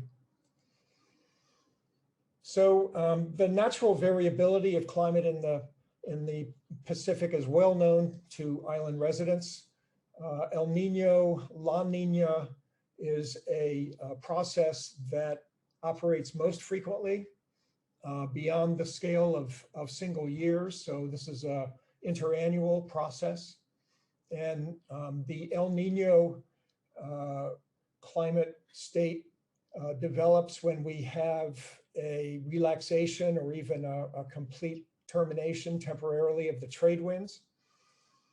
We get dry conditions in the area shown in the tan here, wet conditions in the region around the Samoa Islands. We have low sea levels because Pacific water surges to the east across the basin and accumulates against the Americas. And so sea level is temporarily lowered during an El Nino phase in the Western Pacific. And we have an increased frequency of tropical cyclones during El Nino in regions across the Northern Hemisphere and Southern Hemisphere Pacific Islands. La Nina is the alternate state. It's typically when trade winds accelerate and ramp up higher than is normal or the neutral state. We have somewhat of a reversal here, wet conditions shown in blue, dry conditions in the Southern Hemisphere, and high sea levels because the winds are pushing water over to the Western Pacific and expanding the Western Pacific tropical warm pool. And an increased frequency of tropical cyclones in the far Western Pacific in the region around Palau and the Philippines. How will tropical cyclones change in a warmer future? This has been modeled by Matt Widlansky at the University of Hawaii at Manoa and team members. What we see towards the end of the century is that the number of tropical cyclones is likely to decrease for Guaham and Kwajalein. Sorry, I am mispronouncing that. The number of tropical cyclones is likely to remain about the same near Okinawa and Oahu. And the maximum intensity of the strongest storms is likely to increase in most regions. So changes in the frequency of storms increasing and decreasing, but the strongest storms likely to be more intense. We also have this phenomenon of marine heat waves. What you see here is a history of marine heat waves. You can see that the duration of marine heat waves is dramatically increased this century. Peak temperature has increased and a cumulative intensity index has increased very strongly.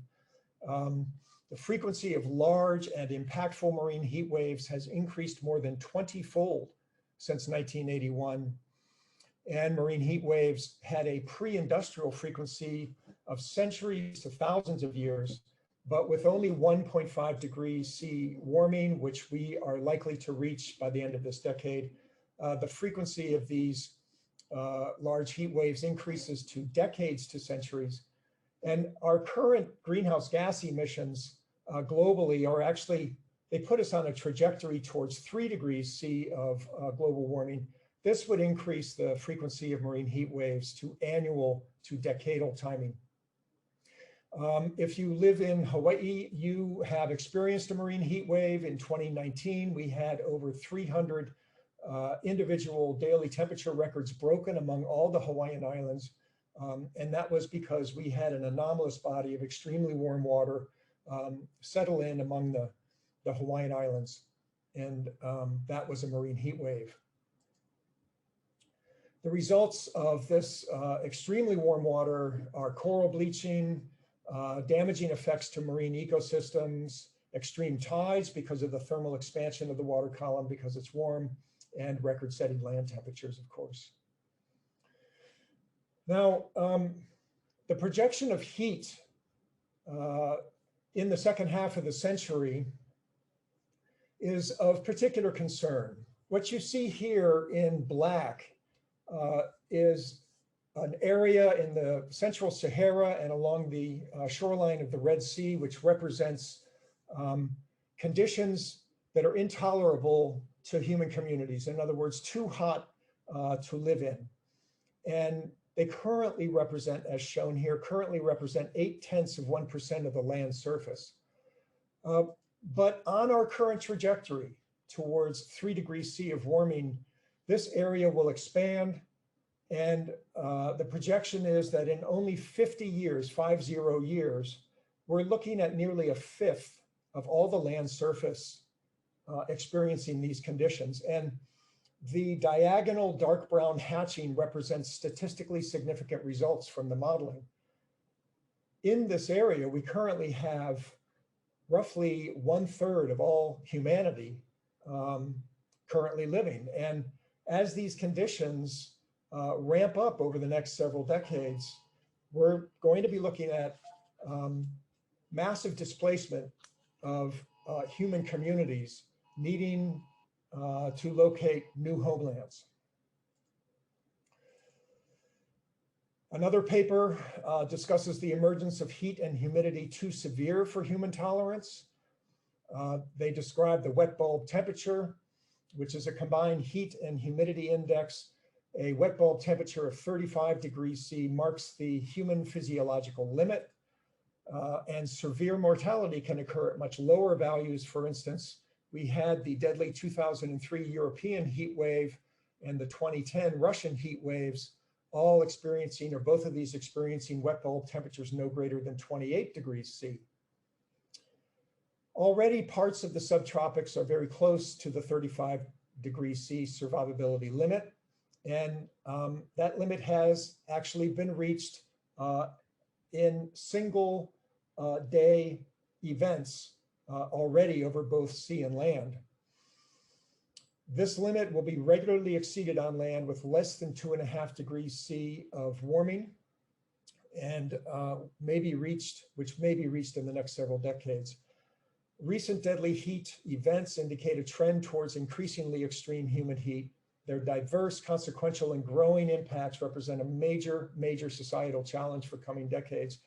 And here you see weather stations that were sampled for this paper.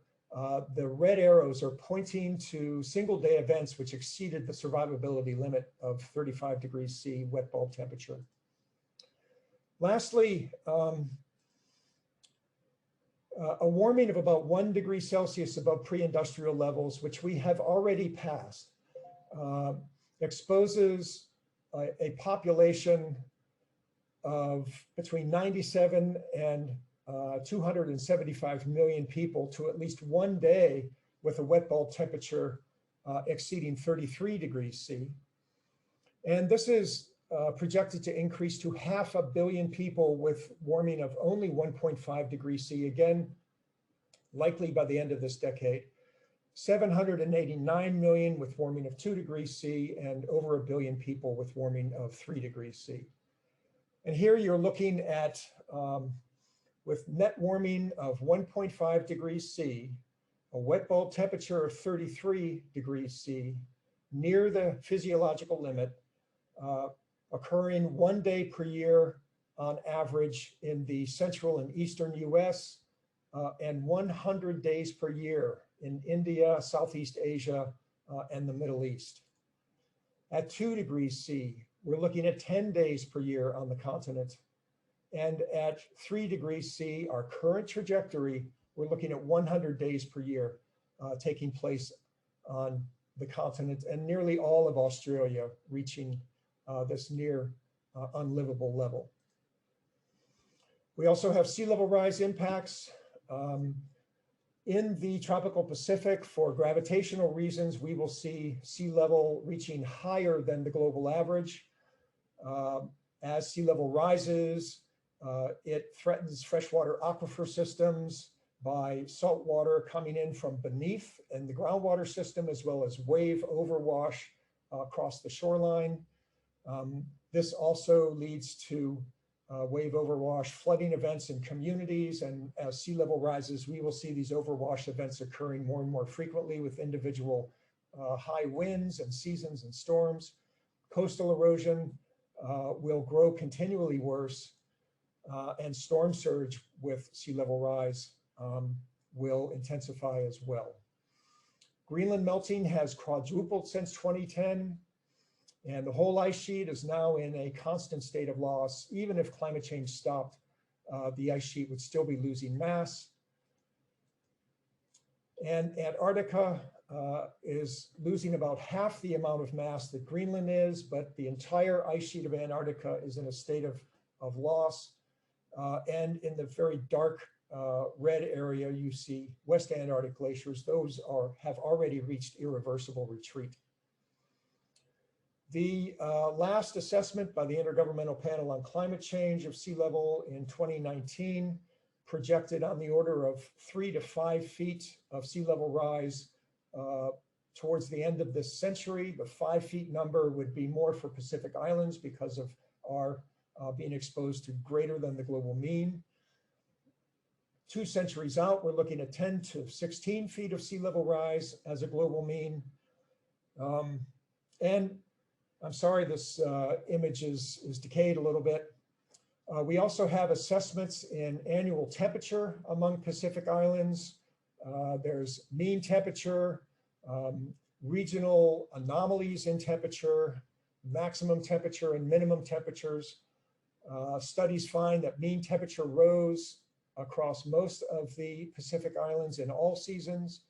Annual maximum temperature and minimum temperature also rose. And cold nights and days decreased, warm nights and days increased, and interannual variability increased. Warming was strongest in December, January, and February, and weakest in June, July, and August. Trends in total precipitation were less clear. Changes in precipitation were less consistent than temperature, and trends were generally weak compared to temperature. Total and extreme precipitation declined, and the magnitude of drought increased in southwest French Polynesia and the southern subtropics.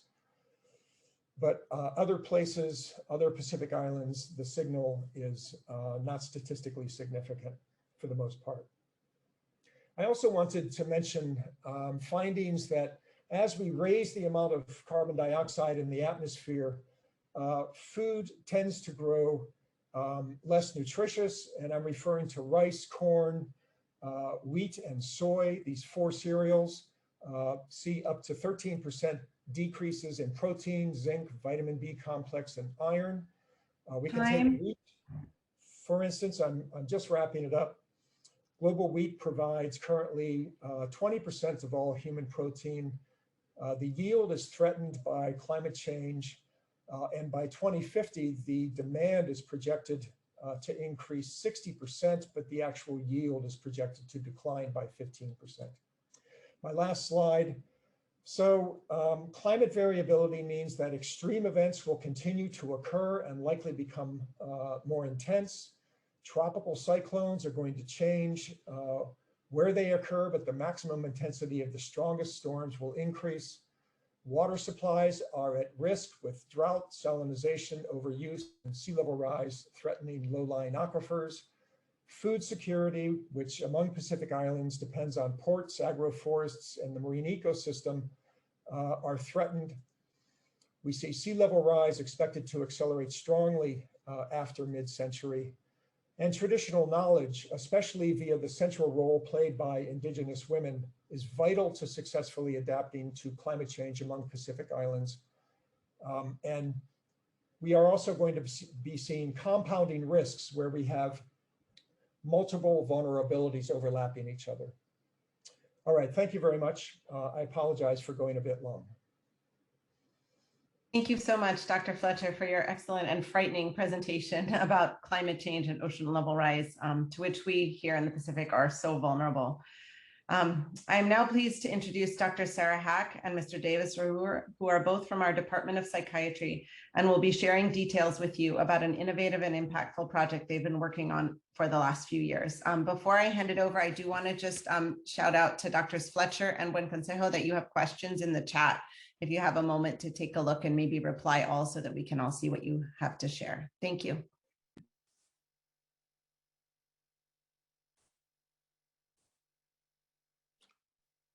Hi, good morning, everyone. My name is Dave.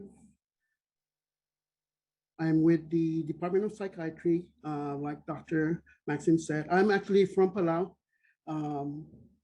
I was born on Guam, raised in Palau, went to high school on Pohnpei, so I've been kind of around Micronesia. And today I'm going to be talking about, I'm going to be providing an overview of mental health in the Micronesian region as part of our lightning talk on mental health in CUGH. So I'm going to just provide some brief data and then some challenges the region faces as far as mental health. And then I'm going to give it over to Dr. Hawk, who is going to talk about the work that she's been doing in CUGH that I was fortunate enough to be a part of, and I think it's much more interesting than the data that I'm going to be talking about. But I kind of need to set up why we're doing the work that we're doing in the Micronesian region. So these are just some of the mental health challenges that have been facing the islands in the Micronesian region for a while now. Suicide is actually has been a big issue for a while. And according to the World Health Organization, the latest data that we have is that in the Federated States of Micronesia, the suicide fatality rate was 28.2 per 100,000 people, 28.2 deaths per 100,000 people in 2019. That's actually, it's high, but it actually, the suicide rate peaked in the 1970s and 1980s, particularly with young CUGH males, 15 to 24 years old. These two studies show that at that time, in the 1970s and 80s, the rates were at 182 per 100,000, and the other study showed over 200 per 100,000. Thank God it's actually come down a lot since then, but still high and still needs to be looked at.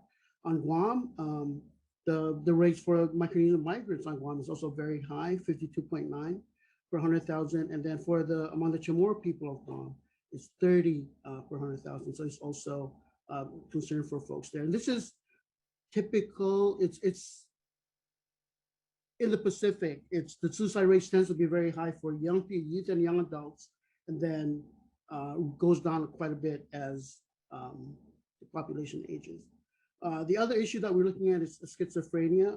I was not aware of this until I started working in mental health, even though I grew up in Palau. Palau is one of the highest lifetime prevalence rates of schizophrenia in the world at 1.99% overall. Normally 1% of a population would be considered normal. And the thing about schizophrenia actually in the Micronesian region is that the male rates are more than double the female rates, and that it's higher in the western part of Micronesia, than the eastern part of Micronesia. Substance use is also a concern. There's this study that looked at compared substance use amongst young people among 13 Micronesia, Pacific Island countries, and they found that alcohol was high in the Federated States of Micronesia and Marshall Islands, high for marijuana in Palau, and also in the Marshall Islands, methamphetamine.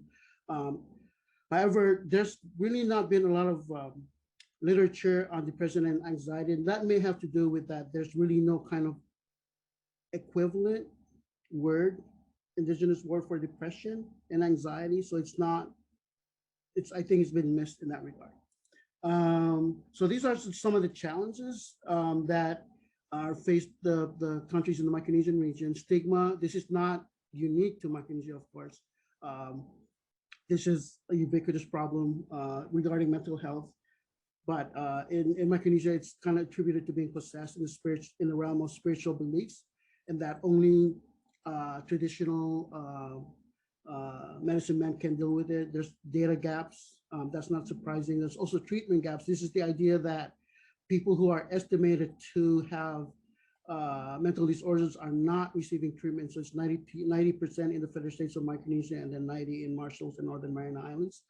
And then for workforce development, there is actually a really serious need for qualified mental health professionals. So most of the work is being done by mental health and substance.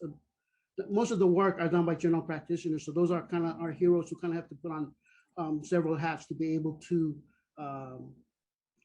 work with people who have mental and substance abuse issues back home.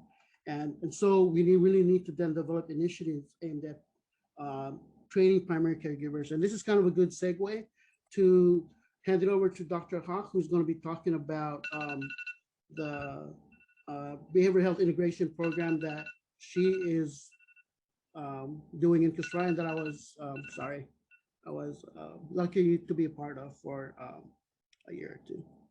Thank you. Over to you, Dr. Hawk.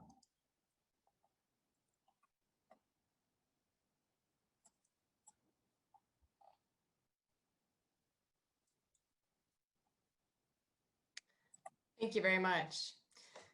So I'm excited to talk about our partnership between the University of Hawaii Department of Psychiatry and CUGH Community Health Center.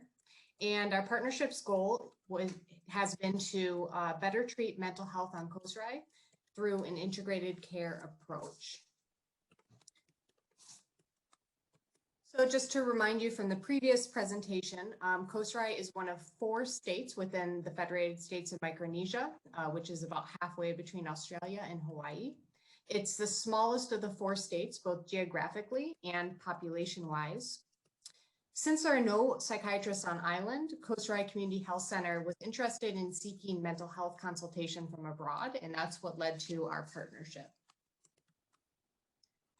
CUGH Community Health Center is the only community health center and primary care center on island. It's composed of 3 clinics. The picture here is one of those clinics in Utwe.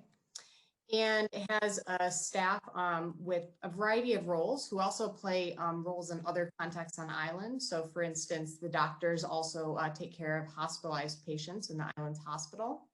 And one of the doctors is also associated with behavioral health and wellness services on island. This center has traditionally been the place where all mental health care was delivered, and mental health care on island has traditionally been focused almost exclusively on those with very severe mental illness that's disruptive to the community, so acute psychosis or mania.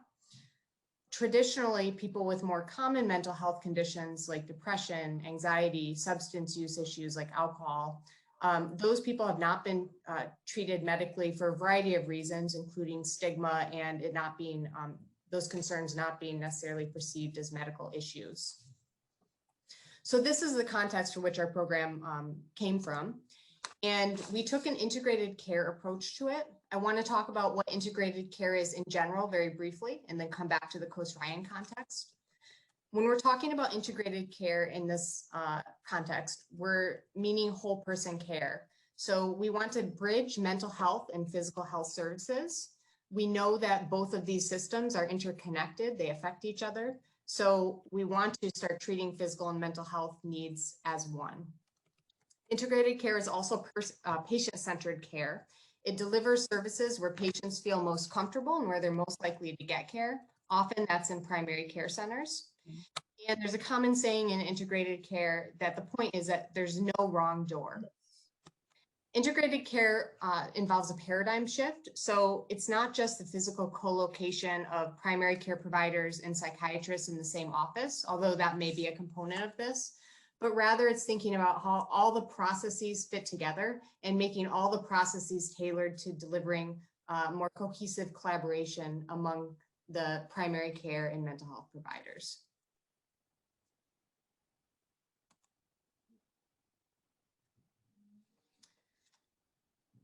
Collaborative care model is one evidence-based integrated care approach. And we chose an adapted approach to the collaborative care model in conjunction with Costa Rica Community Health Center for one reason, because it has a lot of evidence behind it. There's over 80 randomized controlled trials that show efficacy, albeit most of these are in high income settings. Let me tell a little bit about the collaborative care model.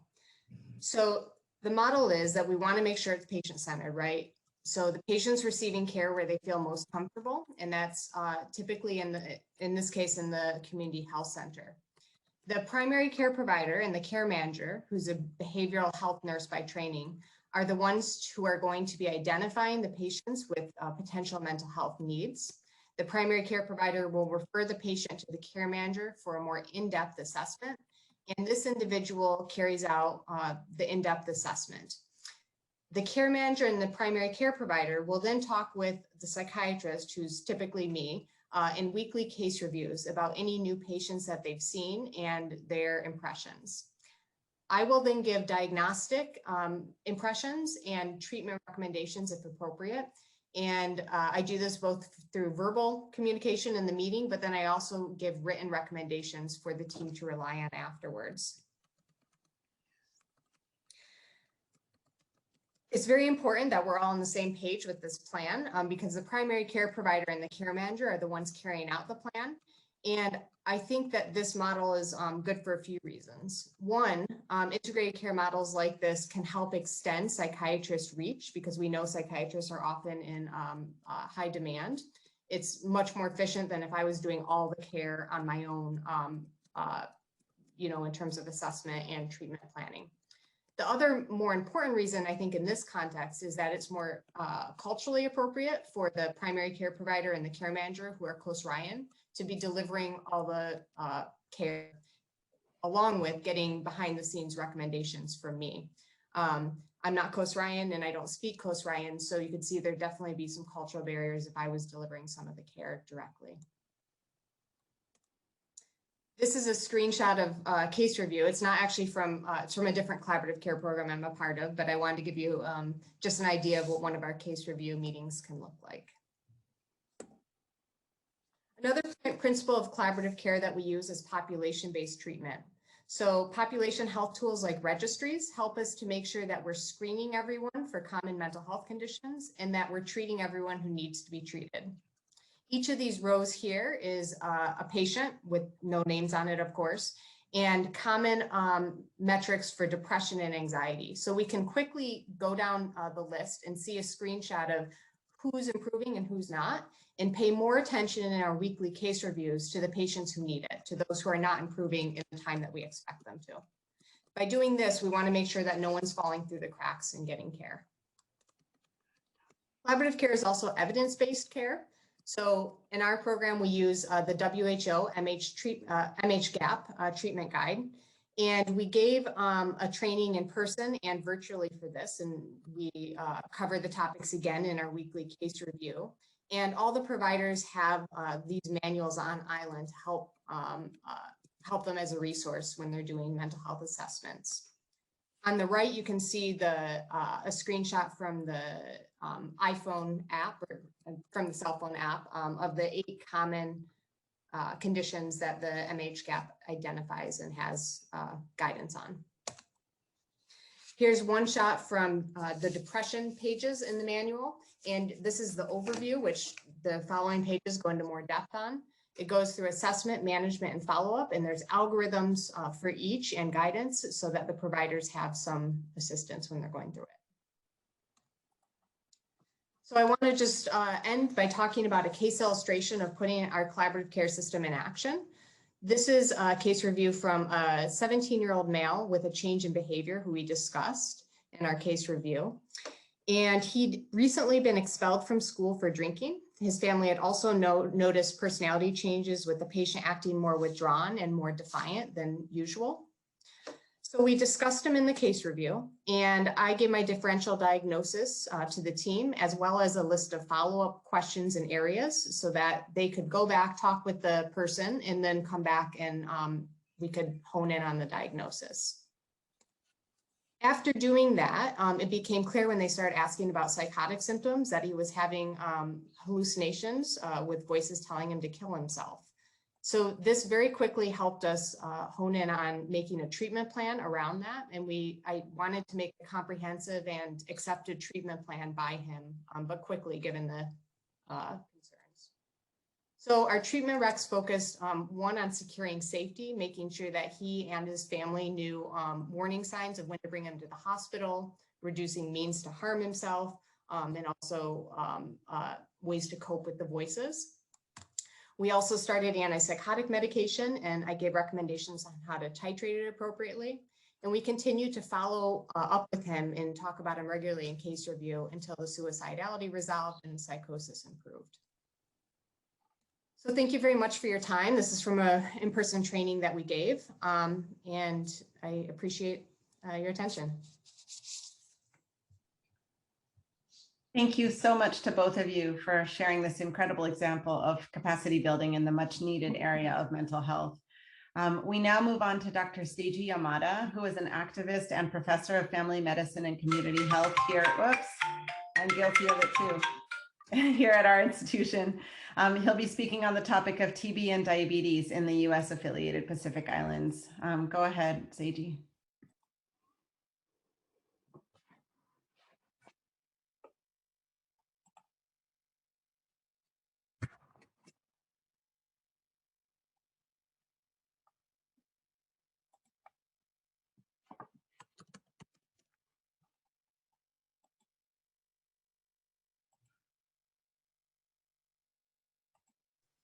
Okay, sorry, I was muted too. Okay, I'm going to talk about diabetes and tuberculosis in the U.S. associated Pacific Islands through a social media lens, social medicine lens. And what do I mean by that? Okay, so what is social medicine? Social and economic conditions profoundly impact health and disease. The health of the population is a matter of social concern. Society should promote health through both individual and social means.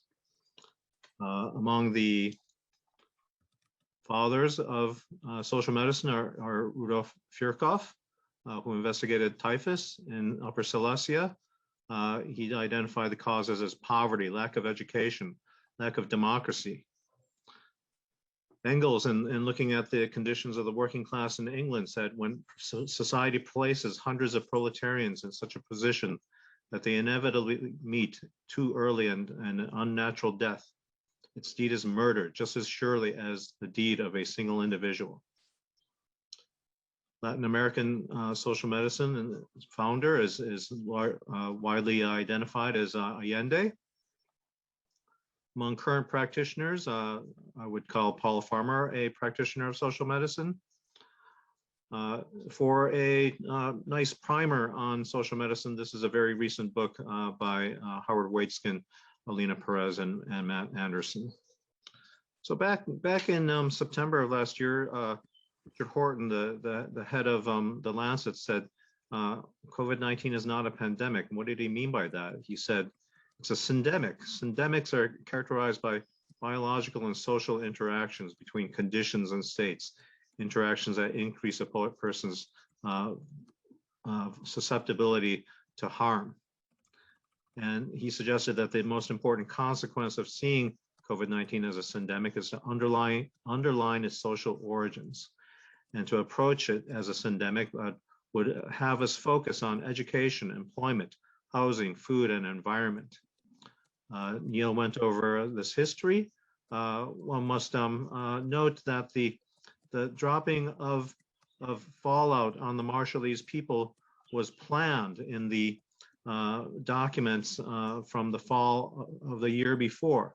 The Navy radiobiology physicians were rapidly gathered on Kwajalein to conduct Project 4.1. And when they first wrote it up, they added the word accidentally. They also wrote up how they were all brought together for Project 4.1. In the aftermath of nuclear testing, the Marshall Islands became a site for testing of intercontinental ballistic missiles, as well as the ballistic missile defense system.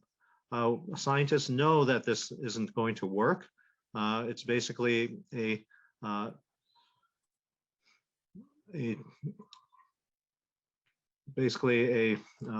transfer of the society's wealth, taxpayers' funds by the state to major armaments corporations. Neil mentioned already the Ronald Reagan ballistic missile site.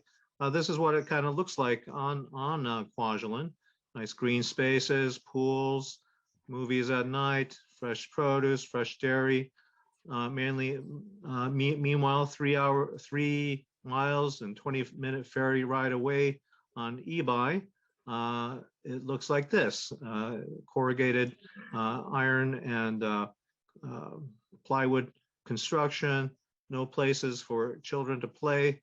The electricity goes out, water is scarce, people depend on canned foods. So we have weapons testing, basically American apartheid, which leads to diabetes because of this displacement of people to a place like Ebi because of diminished ability to produce their own crops. People become dependent on white rice, alcohol, and tobacco. Of course, an increase leading to an increase in obesity and diabetes. Meanwhile, the Marshall Islands are very low lying. The average height above sea level is 2 to 3 meters. And it's been known for a while that the Marshall Islands are going to be subject to sea level rise. This is after a king tide. And it's not just the inch by inch rise in the sea level, but rather larger waves and salinization of freshwater resources, as mentioned by Dr. Fletcher. Father Hazel suggests perhaps a larger issue is whether life in the remote atolls remains viable in today's world. And so this is just the same slide as before, but climate change also leads to diabetes because of much the same mechanisms. And so therefore we see in what way that syndemics are created. And of course, given that diabetes messes with one's immune system, diabetes is going to lead to more tuberculosis. And so when the and you can see here that the incidence of tuberculosis is spectacularly high in the Marshall Islands. When the WHO was reporting in terms of prevalence, basically 1 in 200 people in the Marshall Islands was walking around with active tuberculosis. This is a patient, we'll call her Esther. She's got multifocal tuberculosis. And fortunately, tuberculosis is treatable. So here she is after 6 months of therapy, looking much happier. Now, Galtung, the father of peace research, put it in terms of structural violence, defined as the cause of the difference between the potential and the actual. If a patient died from tuberculosis in the 18th century, it would be hard to conceive of this as violence. But if he dies from it today, despite all the medical resources in the world, then violence is present. Richard Lewontin, biologist, said, although one may say that the tubercle bacillus causes tuberculosis, we're much closer to the truth when we say that it was the conditions of unregulated 19th century competitive capitalism that was a cause of tuberculosis. But social causes are not in the ambit of biological science. So JABSOM medical students continue to be taught that the cause of tuberculosis is a bacillus.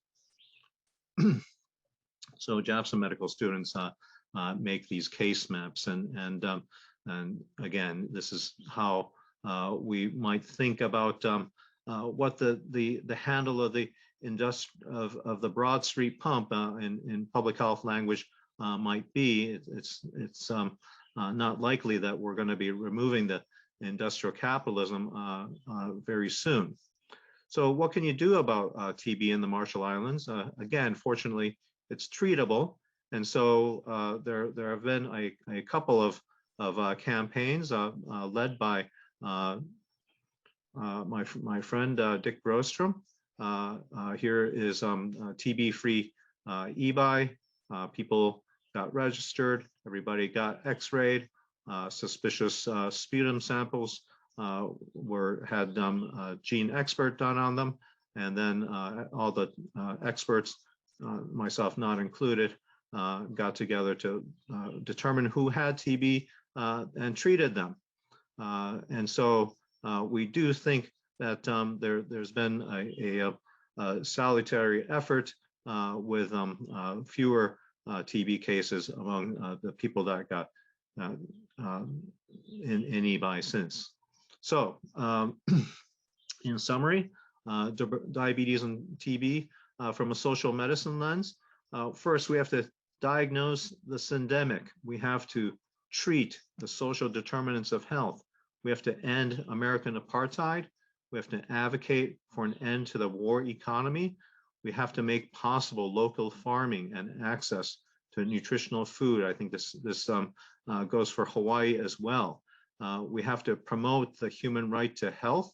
We have to stop emitting mass quantities of carbon. Hello, and there's my email. Please contact me. Thanks very much. Wow, thank you. That was actually ahead of time. Thank you so much, Dr. Yamada, for getting us on track time-wise, and nonetheless, in such a short time, sharing so much about this painful history and now story and your experiences in the region with us. I want to take a moment just to remind everyone that all of our speakers are available via email to answer questions or engage in further conversation after this session. So we've had a pretty active chat, but do feel free to reach out or email me or Dr. Amy Grace, and we'll put you in contact with our speakers. We're now going to hear from Dr. Tatine Centel, who is chair of the Office of Public Health Studies at the University of Hawaii at Manoa, professor of health policy and management, and co-lead of the Healthy Hawaii Initiative evaluation team. Go ahead, Dr. Centel. Aloha. Thank you, Maya. Thank you, Amy, for hosting us. And it is my great honor to be here with you all today with such an illustrious panel and for these amazing presentations and on this Indigenous land to be here together to talk about these critical, important issues across such a variety of perspectives. I'm here to focus specifically in my lightning talk on disparities and inequities, specifically in financing and healthcare as manifested in the acute care setting, primarily in Hawaii. So here we go. So in this lightning talk, I'm going to talk about some of the quantitative findings we have. We were talking about data concerns earlier in the chat around healthcare and across many of these talks. And so talk about some of the data from acute care settings here in the state around some of these inequities and how they manifest to the issues that we've talked about today. Go through some of the insights into the reasons around these concerns relative to the healthcare setting in the state of Hawaii for Pacific Islanders and Native Hawaiians here, and then end on some strength-based solutions, drawing from actually some of the things that have already been talked about today, as well as some other focused perspectives. So just want to acknowledge so many of the inspirational people and teams that I've been able to work with since I arrived here in 2009, and just mahalo to them all. I cannot enumerate them all in name due to the lightning talk nature of this time, but just want to thank them and acknowledge them all and their wonderfulness. So the data I'm going to talk about today for the quantitative findings is from this data set called the Hawaii Health Information Corporation data. It ended in 2017 in terms of the collection it was doing and the synthesis of data, but it had data from all the hospitals by all payers in the state of Hawaii. So this included data on the reason for hospitalization, patient level data, including disaggregated race, ethnicity, age, length of stay, total charges, and in some cases, language. So to be clear why this was such amazing data, it had disaggregated race ethnicity data of relevance to Hawaii, carefully synthesized across acute care settings. And so you can see here circled is the data categories that were available. I mean, this data remains available, but is obviously not ongoing in terms of this. And it's in another setting available, but slightly less available for research purposes.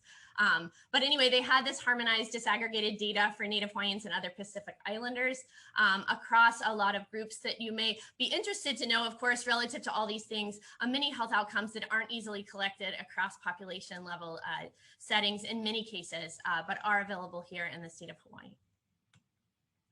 So from this sort of amazing resource, we've done a bunch of papers around a lot of topics and done a lot of analyses around topics such as chronic disease, severity of illness, mortality, childbirth, dementia, HIV, mental health.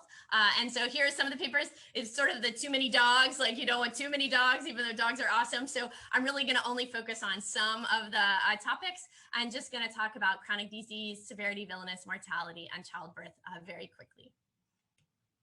So specifically for chronic disease, I wanted to talk about potentially preventable hospitalizations.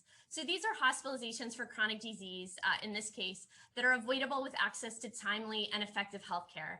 So the idea is you have strong primary care prevention, ability to manage your chronic care condition at home. You shouldn't be hospitalized for things such as uncontrolled diabetes or hypertension. Hospitalizations for these conditions strain healthcare resources with unnecessary and costly utilization. They also burden individuals and families with unnecessary suffering, right? They're hospitalized from what should have been a preventable condition, and thus are the focus of considerable policy action, especially around also hospitalization readmissions, which should have been better treated in the inpatient setting. Because reducing these should simultaneously reduce costs, improve quality, and improve healthcare outcomes. So here is one of the sort of findings around one of the areas of preventable hospitalizations we looked at. And I just want to sort of show you sort of what we see relative to inequities around for Native Hawaiians in this population, in this topic specifically. So here you see compared to white population here in the acute care setting in the hospitals, that's the line here, that's the comparison group as one. You can see some inequities for other groups. Anything over the line shows higher rates of preventable hospitalizations relative to population size for those groups. But you can see for women, Native Hawaiians under 65, over 65, men under 65, and men over 65, significantly higher rates of preventable hospitalizations for heart disease. We looked across these types of issues for a lot of areas, including we found higher preventable rates in diabetes, both for working age and those who are older than 65. High cost consequences. So for instance, Native Hawaiians had higher unadjusted average cost for these preventable hospitalizations, indicating potentially higher severity of illness within the hospitalization, and higher rates of preventable readmission, especially for Native Hawaiian men. Native Hawaiian populations in this sort of set of cities were often hospitalized at significantly younger ages. And again, these preventable hospitalizations for chronic disease are concerning because these are also working age populations. As Dr. Koholakua mentioned, we already know that these conditions are manifesting in earlier ages in these communities. And here is the sort of acute care manifestation that then also is playing out in terms of early mortality. So we're sort of seeing a moment in the system where possibly there's opportunities for intervention and concern, but of course this is focused as part of a larger system where, trust, primary care management, access to care are also challenges. So related to this, sort of looking at these earlier ages and what to do, when to intervene, what the, numbers look like. We've also been using this data set to look at chronic disease in youth and acute care. So looked across rates of chronic disease for young people hospitalized in the state. It's hard to find population-based data on young people generally because surveillance systems often start interviewing people at 18, except in the youth behavioral risk surveillance system, but a lot of our major public health systems start at 18 for chronic disease. And so we found in hospitalized samples for patients with a chronic condition, they were disproportionately Native Hawaiian, Filipino, and Pacific Islander. And so specifically of those hospitalized who were under 29 with a chronic disease, 32% were Native Hawaiian and 15% were other Pacific Islander. And just to give you some sense of how that manifests in terms of the population size, about 24% of the state is Native Hawaiian, and about approximately 4%. These numbers depend a little bit on where you're getting your calculations from, but are other Pacific Islanders. So even though these populations are a little younger, and maybe you would expect to see some slightly higher younger percentages, these still really show some significant likely inequities here in terms of chronic conditions for people hospitalized. And again, these are hospitalized young people. So we looked also for young people in the preventable hospitalizations. And so here we see across racial ethnic groups on this data set, the percent of the preventable hospitalizations for chronic disease in these young people. And you can see the high percentages for Native Hawaiians and other Pacific Islanders. When we did multivariable models, adjusting for population size, age, gender, living in Oahu, and we still found there was a higher likelihood of other Pacific Islanders having these preventable hospitalizations.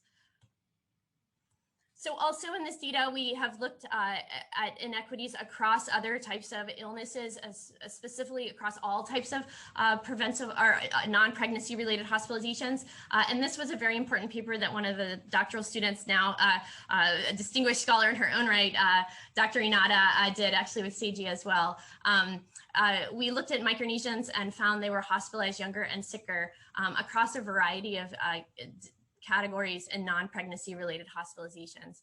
And you can see here that when we concatenated the groups, you could see disaggregated there to get a large enough sample size to look at this. So even in our fine disaggregated data, right, sample size can still be a challenge. We saw younger ages for the Micronesian population.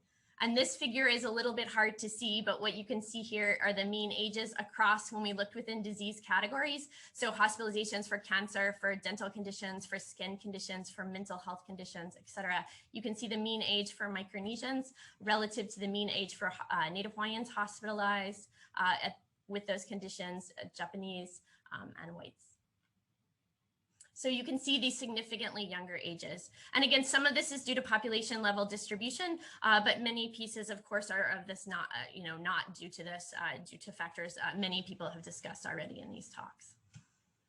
So I also wanted to highlight, we looked at inpatient costs. We did find some slightly higher costs for the Micronesian populations across many of these hospitalization types. Relative to the other population groups. But what I wanted to highlight here was the significant relevance of Medicaid for this population. This data that we did in this study was from 2011, 2012. And you can see about 75% of the Micronesian population here in acute care were hospitalized with Medicaid as their primary payer. And that's in contrast to the other groups, which were still, an important critical proportion, but not nearly as high as for the Micronesian population. And what this really highlights is what then happened in 2015 when Medicaid was removed as a state, so that was state level Medicaid, right, that was paying, in this case, because federal Medicaid wasn't available until just now in the last, couple months for COFA migrants here in the state of Hawaii and, nationally. And so what happened in 2015 was Hawaii was paying the state level Medicaid. They changed the program so that it wasn't the default Medicaid that all other, Hawaii citizens of the state were entitled to, and gave COFA sort of the ability to go into private health insurance. And even though this didn't necessarily mean that they didn't have access to some, federally funded program, it did mean that there was incredible confusion. It was much more complex, very stressful, very complicated time. And so here is a study looking at sort of the implications of this in terms of mortality. And we did see across Micronesian groups in the state, we actually saw higher mortality following this decision that there had been in the past. So really consequential policy implications of these sort of changes around, access to care, health insurance. And then finally, I wanted to highlight some studies about childbirth variations and outcomes, because this is the most common reason people are hospitalized. And so we have seen variations in outcomes for Asian Pacific Islander and healthcare quality metrics, including high rates of cesarean deliveries, even though this isn't necessarily a preference, according to research around cultural preferences. And also variations in outcome by English language in terms of quality, including 2 times higher risk of an obstetric trauma during a vaginal birth. So again, sort of pointed to communication concerns, inequity concerns, trauma, deep, issues to resolve. And so really, if we think about what are the reasons for this, right? What do we do? How do we resolve this, right? Like identifying these disparities is important. It's important to have the data disaggregation to see them, to understand them, to quantify them, to advocate, to work towards change. But what is happening and how can we fix it, right? What does it look like? And of course, many of the speakers have given some important perspectives. I just wanted to talk about some within the healthcare setting. So one is we talked to patients who were hospitalized for those preventable conditions, for diabetes, for heart disease, and asked them, like, do you feel that you're in the hospital? What's the story? What brought you here to the hospital for this condition? And patients talked about a lot of aspects, some of which coincided very specifically with the healthcare system, but some, of course, are these much wider, social, ecological, model related factors. So social factors such as, I look at my medicine and they say take with food, but I don't have any, I don't take on an empty stomach, but I don't have any money. I don't have any food. So, when am I supposed to take my medicine, to control my heart disease? Or I'm living in a transition home right now. The food is salty, like that's the food that I have. What am I supposed to do? Also, knowledge was a concern for many. I didn't understand in full about my illness or when it was severe enough to be hospitalized or to, do something before I ended up hospitalized. And then, of course, this health insurance access. So then intersecting with behavioral health. So also just to highlight something brought up earlier several times, the concern about discrimination within the healthcare system, language, cultural barriers, as well as non-medical factors, especially with two different research projects kind of talking about the qualitative factors, including in these childbirth settings, like what are the reasons for these higher rates of cesarean deliveries. And then my area I study is health communication and health literacy, and sort of this assumption that, people can read, not everyone can read, or you're sitting there in the doctor's office and they're telling you something and you're just nodding, of course, but you don't want to sound stupid, you don't want to ask a question. And so these, can be really challenging concerns around building trust, building relationships, building cultural concordance, as were mentioned earlier. So solutions in the last 20 seconds to end on some solutions. One, of course, this shining moment with the restoration of federal Medicaid for COFA migrants in the U.S. is a sea change around a lot of policy action and advocacy, including many on the call and research. Also, just a variety of strength-based solutions, as was mentioned earlier. Community grassroots organizations doing this work, focusing on cultural values, so focusing on cultural connectivity. Sort of building access to care is very important. Building, access to the land and food systems, meaningful, are very important towards resolving these, acute care issues and concerns. And then finally, in healthcare, as health literacy, sort of thinking about health literacy and health understanding and health conversations across social networks is an area of much importance that I really do think builds on cultural strengths and cultural values. And this was just a quote from another study I really admire, talking about Marshallese migrants being highly reliant on parochial networks for healthcare, given strong mutual trust and values and interdependency. And I do think that is so important, and to help work towards that, to promote that, to consider how we can do that better. I think those are really important areas towards hoping to make important changes to resolve these concerns. Okay, so that was my lightning talk. Hopefully that was enough for 15 minutes. And thank you all for having me. And here's my email. I'm happy to address any questions directly. And again, thank you all for this time. Aloha. Thank you so much, Dr. Sintel, for your invaluable perspective on healthcare financing and the impact of financial policy decisions on the health inequities that we all see and are so concerned about. I am now pleased to introduce Dr. Christine Qureshi, who is a professor and the Associate Dean for Research and Global Health at the University of Hawaii at Manoa School of Nursing. In addition to her many other honors and achievements, which you can see in some of the links I posted above, as well as bios for everybody, Dr. Qureshi was recently elected to the CUGH Board of Directors, and she will be speaking to us today about the development of the healthcare workforce in the U.S. affiliate Pacific Islands. Go ahead. Aloha, can everybody hear me? Yes, thank you. Okay, great. Well, first of all, I would like to say an aloha and a thank you to the organizers. That includes CUGH, as well as the University of Hawaii U Healthy Global Health team, for putting this 3-hour session together. I am honored to be speaking to my peers, colleagues, as well as partners from the Pacific and the state. So in this short 15-minute lightning round, I have been asked to provide an overview of the healthcare workforce across the U.S. affiliated Pacific Islands. I want to note that I have no disclosures or conflicts to declare relative to this presentation today. So our first two speakers did speak to the scale of the Pacific, but this slide here really shows the continental United States and how the Pacific, the U.S. affiliated Pacific Islands actually spans twice the mass of the size of the U.S. Continent. And that really highlights the remoteness of each of the U.S. API and the remoteness of their each individual unique health systems, but also the connectedness that there is in terms of the ocean. So it's really very important for us to really understand that each of the jurisdictions, and when I use the word jurisdiction, that encompasses both the U.S. territories as well as the freely associated states. So each of these jurisdictions is actually unique. While there is a definite Pacific culture, it is different among the islands, and as you get to know the peoples, you really understand the nuances, and the differences are not that actually nuanced. Also, the health systems vary. The healthcare workforce by necessity is quite versatile, and even healthcare workforce credentialing varies across the region. So in the US territories, they basically follow the US standards. Physicians and nurses and other professional healthcare workers require an examination for credentialing. Hospitals are accredited by the Joint Commission and are required to meet all applicable federal standards.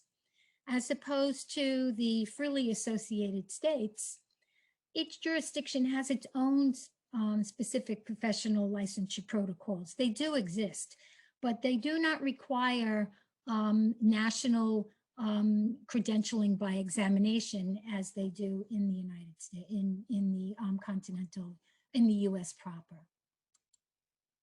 Okay, so let's talk about the numbers. Now, please note that this is an approximation.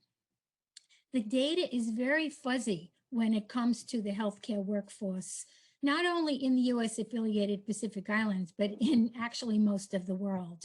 It's very hard sometimes to tell when they report this data, is it the number of people who actually have a license or are credentialed to work in the country or the entity, or how many funded positions are there to actually hire people into those lines, or how many of those lines are filled.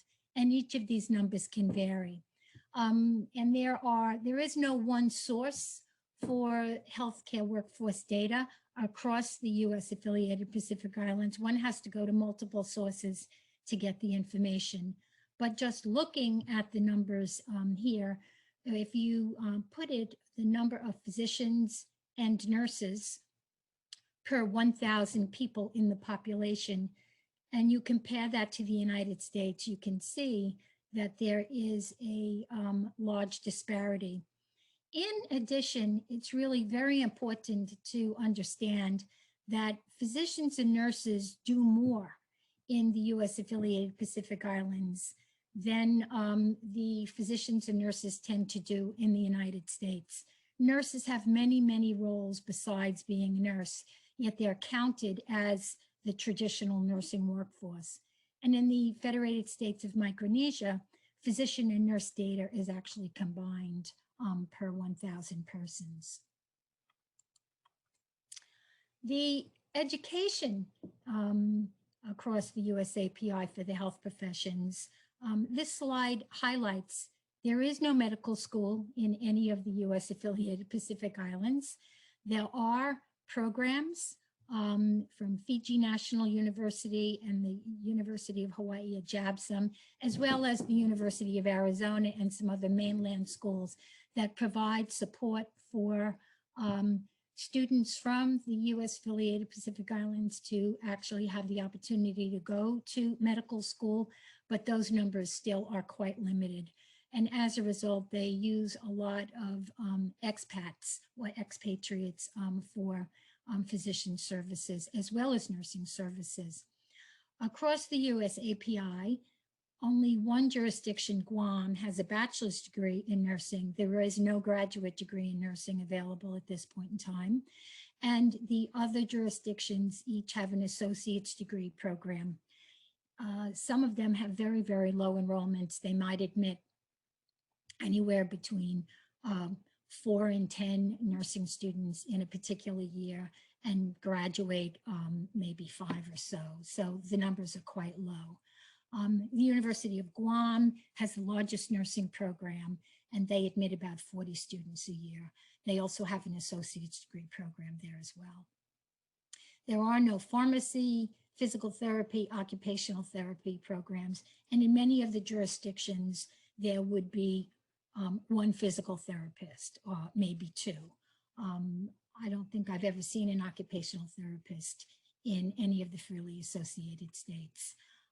Pharmacists, they're either local individuals who went to school in Fiji or in another country. And they also are now establishing a very strong relationship with Taiwan.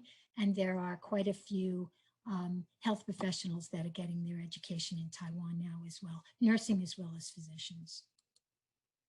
So let's talk about some of the challenges for the healthcare workforce.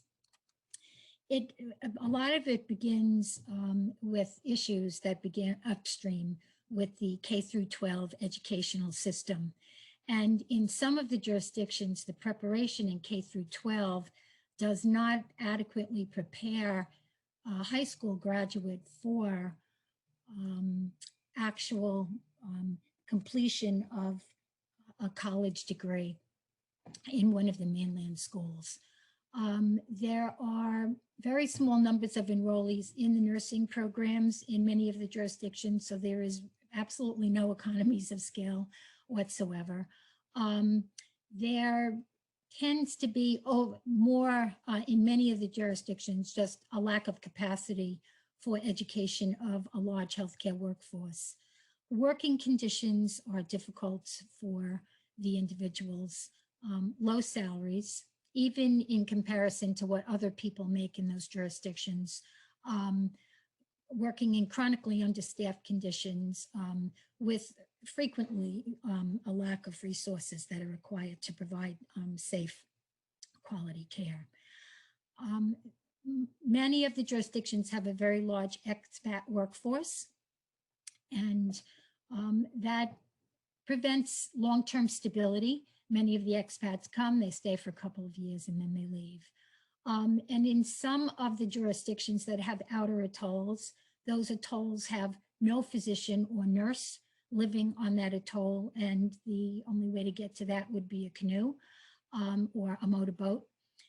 So, for instance, the Marshall Islands has that situation and is restanding up its health assistant program, where individuals with a high school diploma have been brought over to Majuro, and over the course of a year will get a health assistant training program, will go back to their atoll and run dispensaries, use protocols, and then be able to consult via to a home-based station for complicated problems.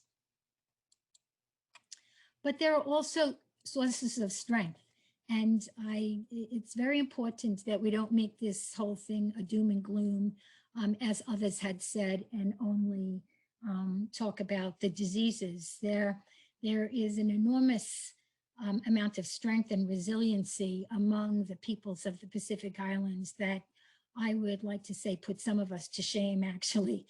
They have an incredibly dedicated healthcare workforce with an extensive local knowledge of the things that people need for health. There's also a very wide degree of ingenuity. They are able to get a lot more done with a lot fewer resources that other individuals would never be able to function with. I have seen incredible gains made over the past 10 years in health in the Pacific Islands. A lot of the leadership for the USAPI for health comes from the Pacific Island Health Officers Association, as well as its other affiliate Pacific Health groups. The collaboration with multiple universities, and this is just a short list, there are many others, but UH, the University of Guam, Fiji National University, University of Arizona, universities in Taiwan, etc. They're also collaborating with Cuba. So they have a very strong network in place for collaboration for health worker education.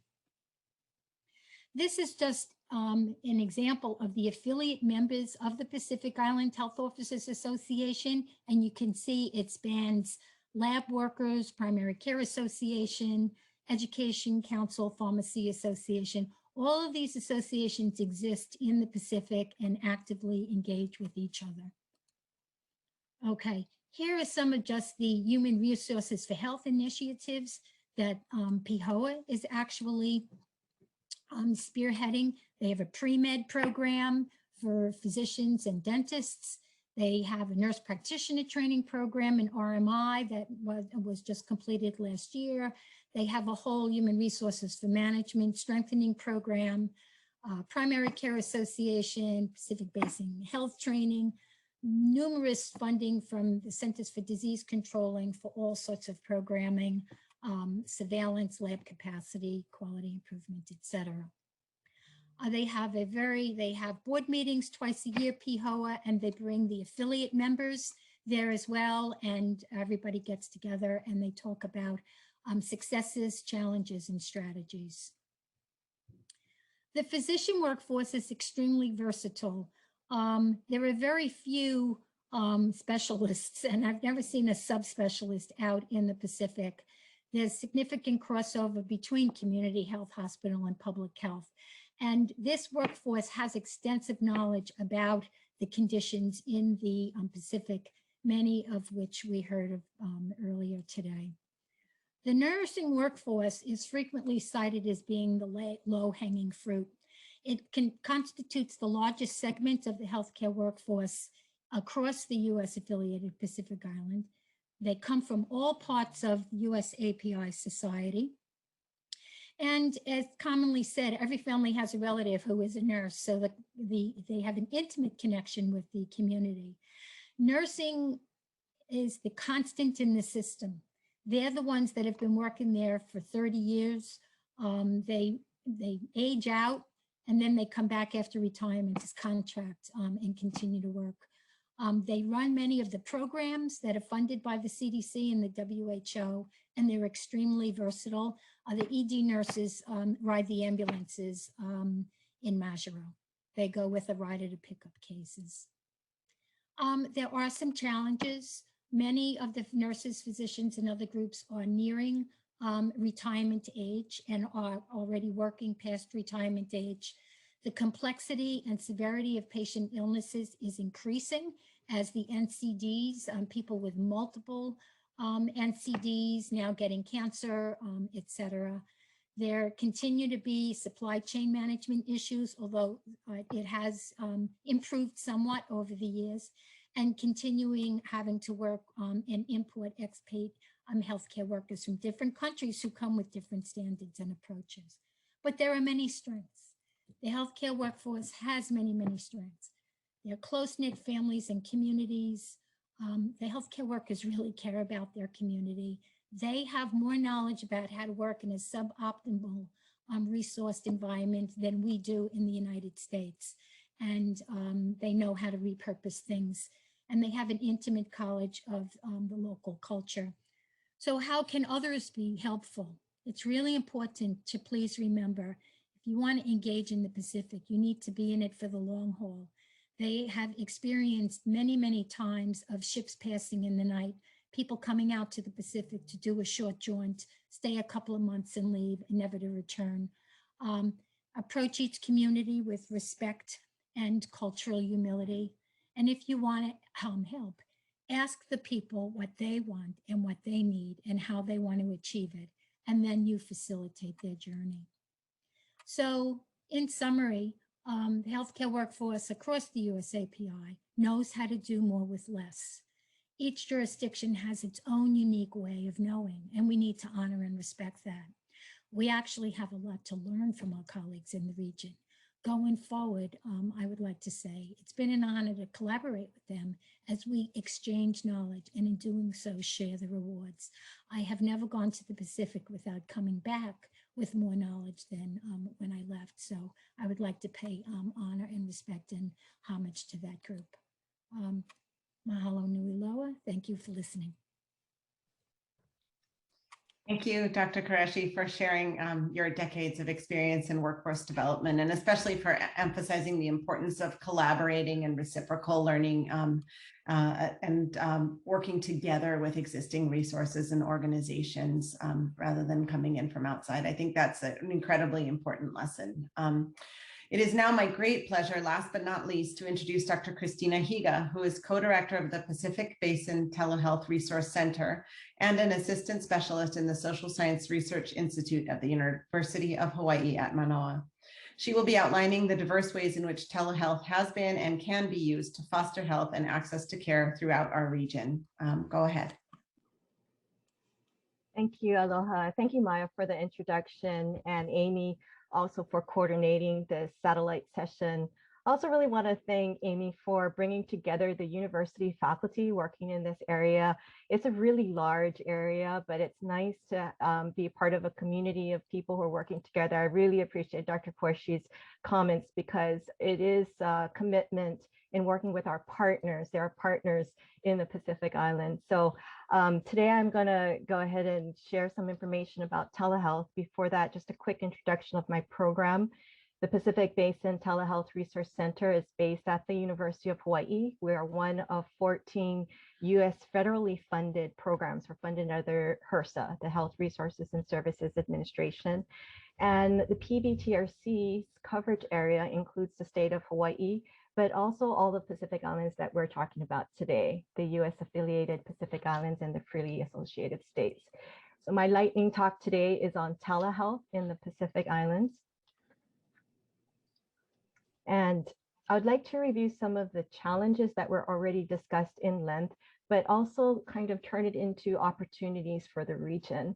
The islands really, I would like to emphasize, are very rich. You know, they're very rich in natural resources. The island communities really lend to having high social capital, having really sense of community, of taking care of each other. But as mentioned, there are also systemic challenges that are really difficult to overcome. And that includes, you know, the tiny populations, the poor economies of scale, and as several mentioned, the high deaths related to non-communicable diseases. And so some of these challenges really, these provide, you know, some opportunity for telehealth to help to overcome it. And since I'm the very last speaker in the satellite session, I did want to end on a bright note, just like Dr. Qureshi. And the good news is that even if broadband is the most expensive in this region in the whole world, there are pockets in the islands that have access to broadband through growing trans-Pacific submarine fiber optic cables, as well as new satellite communication networks. And some of these satellite communication networks are actually even targeting working with health centers. So that's good news. So what I want to do is share a few stories about the successes of telehealth and some of the developments in the region. But before I do that, I just really wanted to take a moment to reflect on the concept of digital equity and digital literacy for health. With the pandemic, you know, there's a heightened awareness of the need for equal access to broadband. The stay-at-home and social distancing measures have forced all of us across the globe to realize the value, the need for broadband for us to go to school, for us to work, and for healthcare as well. And it highlights, the disparities when there isn't sufficient broadband. And as you heard throughout this whole satellite series so far, this is not a new challenge for the Pacific, having a lack of resources.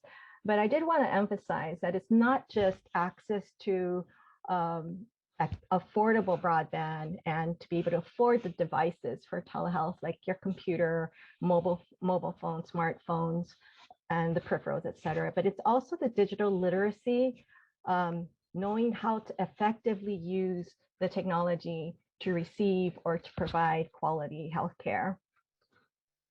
So I wanted to tell you a story about Ponape because this story is about digital literacy and capacity building.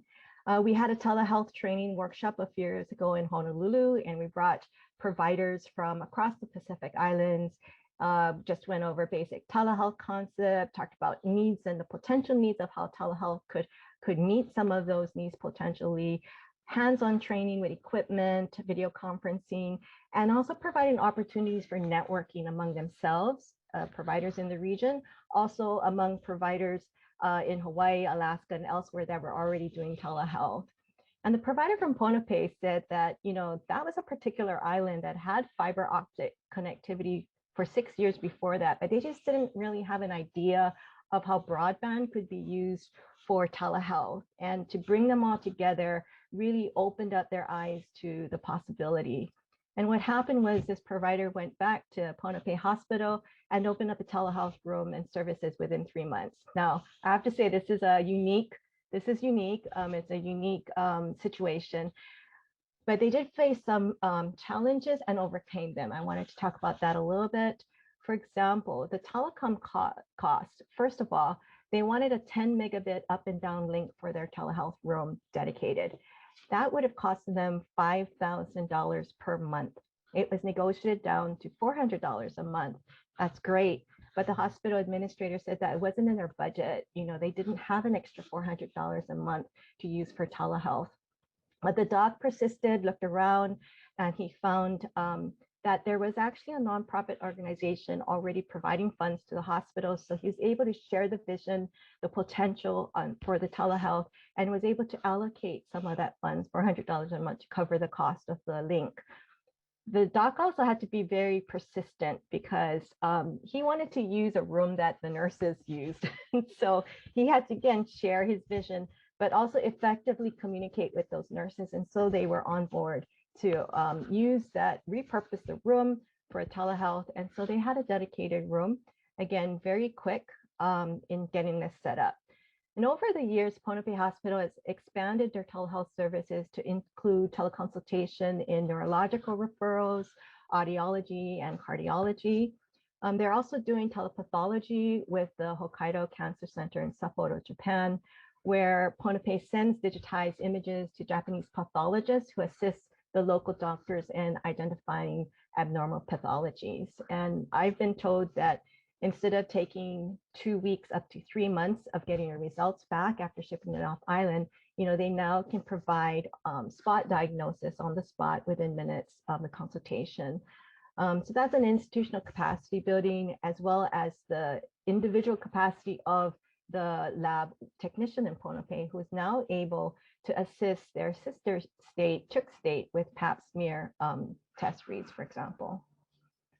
Regional collaboration in medical training, similar to the ECHO model, where there's the subject matter expert at the hub and rural providers at the spoke sites, have been very effective. Our University of Hawaii Jabson School of Medicine with doctors Libo and Consejo Lum and Palafox conducts the cancer echo session for the Pacific Islands. But we also work with the Australia, New Zealand Gastroenterology International Training Association. And this program has been very successful in getting just-in-time training to the providers. So one example is a general practitioner brought his video of an endoscopy that he had done earlier in the morning that was not successful. He wasn't successful in getting the biopsy. So the subject matter experts on the panel reviewed the video, gave advice on a different technique discussed the balloon technique for opening up more, and then pointed out the best areas to get the biopsy. And mind you, during the session, there are about 40 participants listening to the case and learning along together, but also presenting their own most difficult cases. That afternoon, we received an email from the Pacific provider informing us that he was able to do a successful biopsy in the same day. So that's really just an example of just-in-time learning, just a kind of just-in-time learning and support that can be provided through telehealth through the healthcare providers in the region. Although there's not a lot of COVID in the Pacific Islands that we've been talking about this morning, in most part because they closed down their borders to air travel, I just wanted to bring up one example of Guam, how they stood up an eICU system when they needed to prepare for the COVID surge that was happening at the time, and they only had one pulmonologist in the hospital. So they contracted an eICU service. This is a 55-inch rounder monitor that's rode around to the ICUs to see the patient, very successful. Just to talk about some of the problems also, you know, Guam is one of the places where they're a hub in the region for telecommunications. So Guam itself has good connectivity. I believe the hospital, getting to the hospital, they had maybe a 1 gigabit, very good connection. But from wherever that point was to the ICU rooms, there was no connection. And when it was tracked down, they needed a telehealth, a wireless access point, and it was a supply chain issue. So it was months of not being able to get that part. So you have everything there, the equipment was there, but you couldn't actually get into the ICU rooms until they received that part. Other thing is that the hospital had to hire IT support to, you know, work with all of the new communications equipment, telehealth equipment. And also they didn't have the clinical staff to be at the other end of the eICU dock. So they recently hired these pre-med students to help on the floor. So that's kind of innovation and work to overcome some of the challenges we discussed in this session. So just to end here, a few takeaways of the Pacific Island telehealth stories. First, I know it might sound cliche, but it really is dependent on the individuals and the champions and the people who are persistent, resilient, as Dr. Qureshi mentioned just before me, and they have a clear vision and are able to clearly articulate that vision to others within their peers and funders, et cetera. The infrastructure and resource constraints are real and they are very difficult to overcome. In terms of telehealth issues, there's things that a lot of us here in Hawaii and in the US mainland, most of the problems you hear is related to reimbursement, liability, patient privacy. Those have not really become any overbearing concerns in the islands where we work, because if you look at the severity of the healthcare resource constraints and the severity of the health needs, actually using telehealth can be seen to reduce the risk by providing the support for the healthcare provider in the islands, such as the general practitioner who had to perform a procedure that he's not so comfortable with without getting some advice from experts outside. And finally, I just wanted to say that I believe, you know, there are many opportunities for regional and international collaboration in terms of telehealth. And I would really love to explore any potential synergies that those of you on the call today may have. So mahalo and thank you for your time. This is my contact information. And with that, I turn it back to you, Maya. Thank you, Christina. Again, so grateful to have all of you sharing your experiences and achievements with us today, this morning or this afternoon, depending where you are. Thank you also to our attendees who have joined us from all over the world and engaged so enthusiastically in the chat, and all sorts of connections are being made, which is part of what we hope to facilitate through this panel. We have just a few minutes left. We do actually have about 10 minutes for questions. And there are a lot that I've received over by DM as well as that were shared with the group. And I don't know if Dr. Grace, also you may have gotten some questions that you think you'd like to highlight, or otherwise I can go ahead. Please go ahead, Maya. Okay. Well, there were a lot of very different questions, but one thing that seemed to be coming up quite a lot was sort of questions around like measurement and data, as well as collaboration and coordination in order to best facilitate, steps forward.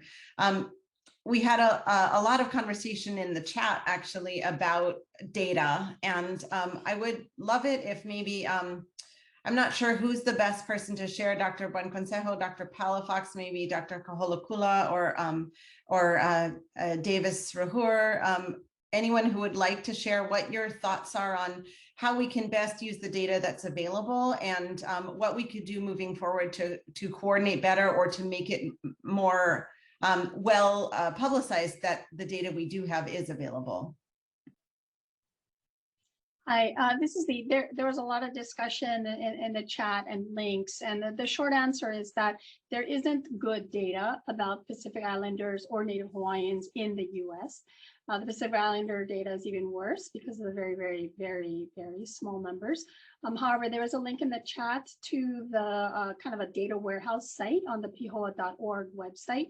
And so for NCD related data, that would be the first place to go. But again, this is just data specific to the US specific jurisdictions. A caveat on the World Health Organization data, Global Can, and other things. If you do a very deep dive into the methodology, it really doesn't actually use any cancer data from the US Pacific. They're all estimations based on the next closest island. So again, if it's cancer data, please look at our website, pacificcancerdata.org. There's the PIHOA website for things at the federally qualified health centers, including cancer screening, NCD, and other usual federally qualified health center measures, or the maternal child health program measures. You can look at the HRSA, Bureau of Health Professions database. Thanks. But yeah, there's a paucity that's not disaggregated in the US, and it's a real problem. And if I could add, Maya, to what Lee mentioned, a lot of the data in the US affiliated Pacific is based on who the data is for, who funds the program. So it's tremendously fragmented. So a lot of the effort that we've been working on, and others, of course, have been trying to understand it through, one format that is Pacific-centric as opposed to grant-centric. And so that's part of it. I think the folks are plenty smart. They have lots of good things going on, but again, data's all over the place, and we're trying to pull it together. So I think hopefully it's coming over. Thank you.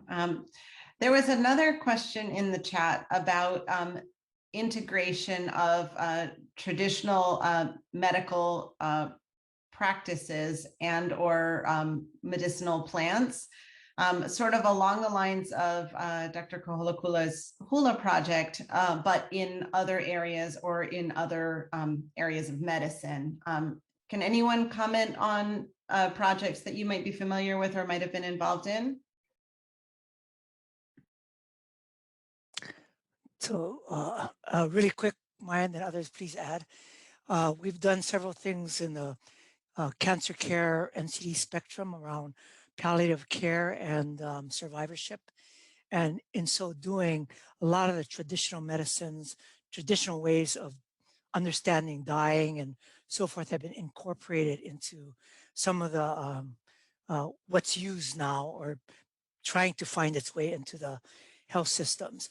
And then probably, at another level, dialoguing a lot is traditional medicine to me at a policy level is utilizing pastors and policymakers and traditional leaders, chiefs, and so forth, to then deliver the health message, which is taken very seriously by the people of no smoking and all the other things that are important. But it takes the right person who's a traditional boss and seen as a leader to be able to deliver that, whereas a Western person trying to deliver that message, it doesn't really work. So those are two things I can think of right offhand. Aloha Maya, if I could add, this is Kealve. Here in Hawaii for Native Hawaiian healing, traditional healing practices, I would say we're still not at a point where we're integrated. I think there's several clinics out there that there's co-location or coexistence of healing practices with Western medicine, but I think true integration is yet to really happen, which is part of what's offered by clinics and part of the broader treatment offerings. Some challenges is that we still need to engage our traditional healers to ensure that they're part of the discussion. You know, there has been issues around accreditation or recognition and who does that for traditional healers. Of course, we have to respect their autonomy and they have to decide how they want to engage with the Western medical establishment. So I think we still have some ways to go with that. There's been attempts to do that. It quite didn't get to the point we had hoped for, but obviously Papa Ololokahi under state law is the convener and kind of the group to help organize and make that happen. Could you share with some of our attendees just real quick what Papa Ololokahi is for those who might not know? I'm sorry, Papa Ololokahi is there's a federal legislation or federal act that's in place, the Native Hawaiian Healthcare Act, that established Papa Ololokahi as the umbrella organization that oversees and supports the Native Hawaiian healthcare, the 5 Native Hawaiian healthcare systems that are located on the 5 major islands, and they are tasked with addressing the health inequities of Native Hawaiians and receive federal fundings through HRSA. Thank you. Thank you. It occurs to me too, I think I'm the only pediatrician amongst, and Dr. Grace too is a pediatrician, but I work in the hospital, and we've recently had a very successful sort of complementary and alternative medicine introduction, maybe in the last 2-3 years with things like aromatherapy and Reiki. But as far as I'm aware, there are no sort of traditional Hawaiian or Pacific Islander healing practices, such as massage, for example, like incorporated into that. And that might be something we could look at as well. And sort of following, analogous lines, perhaps things that others could look at in their clinical practice as well. We also had a discussion in the chat about advocacy. And I think, for a lot of us as physicians, we see this role of like the healer as in like a one-on-one role where you're with your patient, or as a researcher where you're trying to find out some information or create structures that can bring about health. But I also think that it's important to look at, really going back to Keawe's presentation, all the parts of health that precede the medical universe that, that most of us are living in or associated with. And thinking about how we could advocate and collaborate to bring about health in a much broader sense. And I think Becky and Kara, if I'm not mistaken, in the chat, were talking about a bill that was advanced in the Oregon legislature in order to make it easier for COFA citizens to avoid state residency requirements for in-state tuition for higher education. And I'm not familiar with any such endeavor here in Hawaii, but it seems like something that in states with significant COFA populations would be something to pursue here, Arkansas, Oregon, and elsewhere. So Amy had mentioned in the chat that we would look into whether it's possible to create a Hawaii Pacific interest group within CUGH. But that would be one of the many things that we could consider trying to advance, in addition to more collaboration on research, on data, data collecting, gathering, and making data accessible, and so on. We're a couple minutes over already. I think we have a hard stop in about 3 minutes. So if there are any other questions that I missed in the chat, or any questions that any of you have and would like to unmute yourself and ask them, please go ahead right now.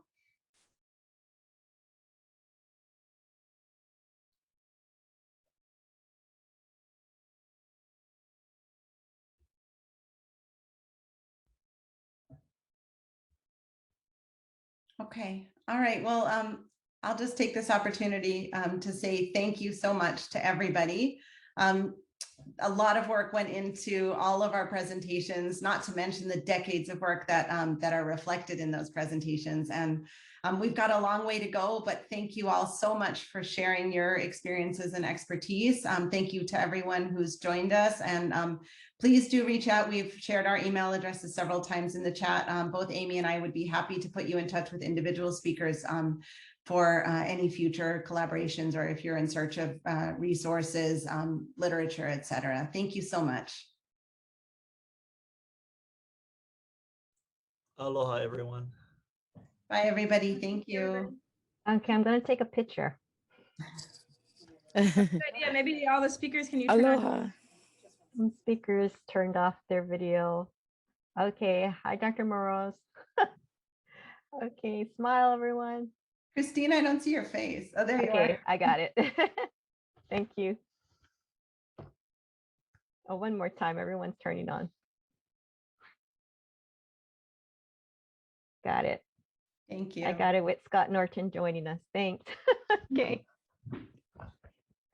Hello, everyone. Great work. Everyone, aloha. Aloha.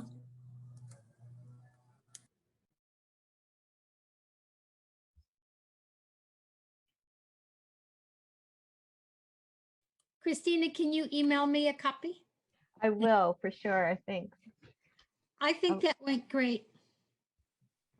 I think you guys all rock. You all did great. It was, and thank you so much for keeping on time, because I know it was really hard to keep your presentations to such short amount of minutes, but a couple people I didn't even have to remind, and everybody else did awesome. And I think it was really a success. So thank you all. Great job, and great job moderating, Maya. Yeah, very good. Thank you. Okay, well, in 15 minutes, Amy will give us another project to work on. Close off real fast before she gets to us. I was gonna say, I don't know about 15. She already has stuff on her mind, but we better get out for go get lunch. And then come back. Okay. Bye. Thanks, All right, everyone. lots of thank yous in the chat. So to everyone who's still here, thank you so much for your kind comments. We really No appreciate it. worries. All right. I'm going to talk to Pihoa, though. We should do another enumeration of the healthcare workforce. I think that question about the surgical workforce is really important too. And what things like burns, for example, that's exactly the place where nurses, when there are no doctors, can be trained to debride and wrap and so on. And it makes and exercising, right? Because if you don't stretch it out, you get horrible contractions. I didn't want to say it, but in one of the jurisdictions, the pharmacy is run by a nurse because there's no pharmacist. So, but I didn't want to say that, but the thing is with the workforce, you never know. They never reported how many you need, how many live there. Like in Hawaii, there's, I don't know, more than 20,000 nurses, but more than half don't work. They're retired here. So you have to be careful how you count it. It's not the number of people who have a license. It's the number of people that are available to work in the workforce. So. Exactly. Thank you. And thank you, Christian, for all the support. I know you have to turn it off. So, all right. Thank you. Bye. All right. Thank you, everyone. Bye. Bye.